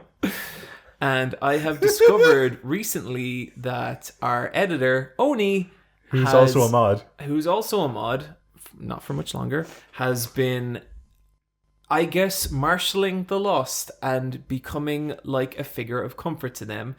So I feel like Oni hasn't been, editing for the podcast for that long, and it's with a heavy heart I dismiss him of his duties as of this episode. Oni, I'm sorry. Vetoed. I'm sorry that. Veto, yeah, fuck that. Yeah. Also, John. Let me finish. Okay. I'm sorry, Oni, that you're finding it out this way. I'd really appreciate if you could send us the edited episode, because I'm going to assume you have done most of it at this point, and I think it's only fair that you still give it to us. The way editing on the podcast from this point forward is going to work quite differently than it was before. I'm going to supply a text document with time codes and links to music that people can play as they listen to the episode. And so if we give away some personal information, need to cut something out, I'm just going to give people a point to skip to so they don't hear that, and we'll be operating off the honor system from now on. Sorry, what were you two going to say? We have another new mod called Alt, lovely fella. He was also part of the Church of the Nameless, but left quietly a few months ago. And I like that all the mods want nothing to do with that fucking shitty scam you're running. It's like all the people we trust don't want to be part of the scam. Yeah. I don't know what the scam even is, because like... It's liking you. Like, what the fuck's that all about? Like, John, come on. Yeah, no, I see what you can. Also, we have the black tapes. When I was upgrading to my new computer, I was going through my hard drives. I found a bunch of old episodes. No way! I found episodes, I think like 26 and 27. I didn't find the game of the year 2015. That's I think the one I really want. This is the one everyone wants to listen to. I think episode 26, Niamh sneezes at the beginning, which is very good. Just classic content, really. And I think Classic Niamh. I think episode 27 is us talking about E3 2016. Oh my god, that's so long ago! Which I said on the Discord is the year Nintendo had nothing. Oh, that's the year that really broke you, Bryan. Yeah, because it was like, what the fuck are they working on? Because the Switch hadn't been announced at the time. Yeah. Like, we just didn't have a fucking clue. Yeah. Jesus Christ, what a different time. But yeah, a lot going on in that Discord. A lot of problems, but we'll fix them. Okay, let's read these shoutouts and let's go to bed. John, you're going to take the middle one. Cool. I'll take the first one. This is from all caps. Can you please read, name included, all caps, I think John is all right. There you go. I'm a beloved figure of this podcast. All right, your turn, John. This is from Nameless Gibbet. John, I finally realized that I was a fool all along. Final Fantasy 13 is amazing. I am sorry, Niamh, you are right. Thank you. I think you misunderstood this No, email, John. Niamh, because I finally realized I was a fool all along, and then like a quotation, Final Fantasy 13 is amazing. Niamh was right. Like there's some punctuation missing there. No, I don't think there. I think that's right. John, I'd like if you read out the Patreon shout out now. Huh? Because just there you were just giving your personal opinion on Final Fantasy 13 and how Niamh's right. Yeah. You've won this round. This is from Inchoate. Is that right? Yeah, I guess those are letters. Yeah. If I could have a body pillow, one side would be Super Saiyan Vegeta and the reverse side would be Super Saiyan Gon, to show the duality of my soul and the burden that comes with hard work and determination. God, these are all John orientated. What's going on? No, just, you know. I would love a Vegeta body pillow. Oh, me too. I think I'm just a very positive person, and I think people are drawn to that, honestly. I think you're a negative toilet bowl. I think you've called me that before. Yeah, I think I have. Gee, I've got to come up with better words. Loot drop. John, there's a mobile number at the bottom. What? Yeah, who put that in there? I What? looked at that later. Ah.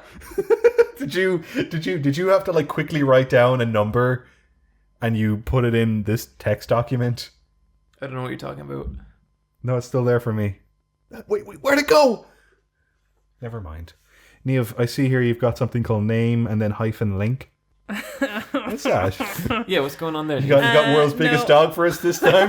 No. So, about like 100 episodes ago, Niamh didn't have a loot drop, and we were like just ragging on her, and then she went, "World's smallest cat." And it was some No, YouTube- I got it. It's a video from Yara Zaid, and it's the Forgotten Legacy of Brittany Murphy. Oh yeah, this is really cool. sad. This She's is a great. really great video. I was really sad when Brittany Murphy died. I was a big fan of her song, like Faster Kill Pussycat, for some reason. And this video was just a real like love letter to Brittany Murphy and how she turned very small minor roles into really memorable roles because she was just someone who drew you just were drawn to her side of the screen. And it was just a really nice thing because Yara Zaid, she's like a super Brittany Murphy fan, and that really came across, you know? And I think that's always nice to hear someone talk really positively about loving an actor and their presence and stuff. Yeah. So yeah, good video. Cool. I got one that's called Why We Sleep, and this is a book you can read. And it's a book about... What's a book? It's like a YouTube video, but it's made of physical material, and it takes longer. Okay. Yeah, the whole concept in general. But anyway, I have a tricky relationship with sleep. I go through months of sleeping very, very well and months of sleeping very, very poorly. And I was going through a bad sleep patch, and I decided to read this book. And it's basically about the science, like the biology of sleep and what is actually happening in your body. And is really interesting because like sleep's fucking weird and scientists are only like really starting to understand it, and it has all this stuff like basically your body releases a chemical throughout the day that builds up and makes you sleepy at the end of the day, and it's kind of about all the things you can do to not inhibit that chemical. But then it also goes into your circadian cycle, which is this weird internal clock we have that isn't affected by anything but like you trying to push it forward and back, and how your circadian cycle and this weird chemical buildup don't talk to each other at all. So it's like these two sleep systems are completely independent in your own body, and that's how you can get really, really out of sync with sleep and basically never sleep well. And I read like the first couple of chapters of this book, and I started just understanding that stuff. I have slept so much better since, and I'm like night 9 of like solid 7.5 hour, 8 hour sleeps, and I feel fantastic. It clicked. Excellent. I have a YouTuber called Studson Studio. Niamh, this guy does miniatures. Cool. This one is on Donkey Kong's Treehouse, and he assembles it from lollipop sticks and does his own painting, and he has really goofy jokes, and they're very well timed and kind of humbling and embarrassing. I just like the energy in his videos. They're very good. I love crafting. I love hobbyists. I love when people dedicate time to making tiny things, or just like, I don't know, just stitching stuff. People are so talented. There's so many talented artists in the world. I love everyone. Niamh, are you high? I was earlier. But no, I'm just like, I just love art, man. It's so good. Everyone should follow the Felt Mistress on Instagram. She just makes giant felt puppets. It's so cool. People are so cool. Let's just let her keep going here. No, Niamh, what's your favorite kind of puppet? Do you like hand puppets? Do you like marionette puppets? Do you like animatronic combos? I love them all. I really like. I love Kermit. Kermit's so good. I love a classic, a bit of hand puppetry, but I just like. I like them all. To be honest, they're great. I like good hand puppets with strong brow control. Yeah, very good. Just like that when you scrunch up your hand to scrunch up a puppet's mouth. Oh, yeah. It's so funny. It's never not funny. When you see a puppet act, do you like seeing the puppeteer? No, not particularly. But I can zone them out. Like, I don't like when they talk to the puppeteer that much. No, like, I really like when they have the puppeteer in like a black costume, so they're kind of like blending in, so it looks like they're invisible. Mm-hmm. I always find that super fun. Or I really like when people are in like T-Rex puppet costumes. I like when puppets acknowledge that they're puppets, but I don't want to acknowledge the person puppeteering them. So you don't want them to have a conversation? No, I don't mind them making a joke about having a hand up their butt, or like being a puppet, or like just throwing them through the air and stuff. I don't mind that stuff. But when they're actually like, I'm going to converse with the puppeteer, then I'm like, then it's just ventriloquism, and that sucks. It's a line you don't cross. It's just a line. Do you like wooden puppets or felt puppets? I love all puppets. I love a wooden puppet. I really want a big nutcracker sometime in my life. I have a fear that a wooden puppet's gonna murder me. It might happen. It might. Because like it has the density to. What's a fucking Muppet gonna do? What are you gonna do, Kermit? Nothing. I'm gonna tear off your legs, Kermit.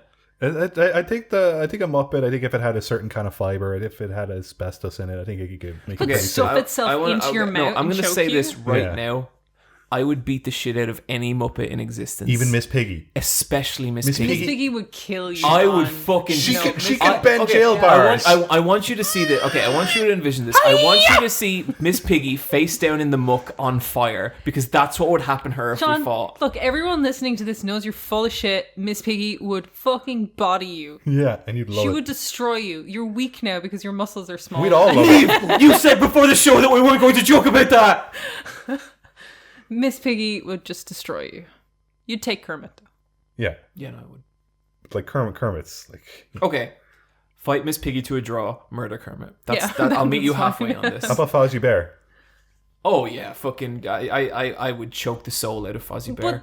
But someone who fights Fozzie Bear, like, I don't respect that. No. I'm not looking for your respect, Niamh. I'm looking for victory. Okay, do you know who fights real fucking dirty? Okay. Gonzo.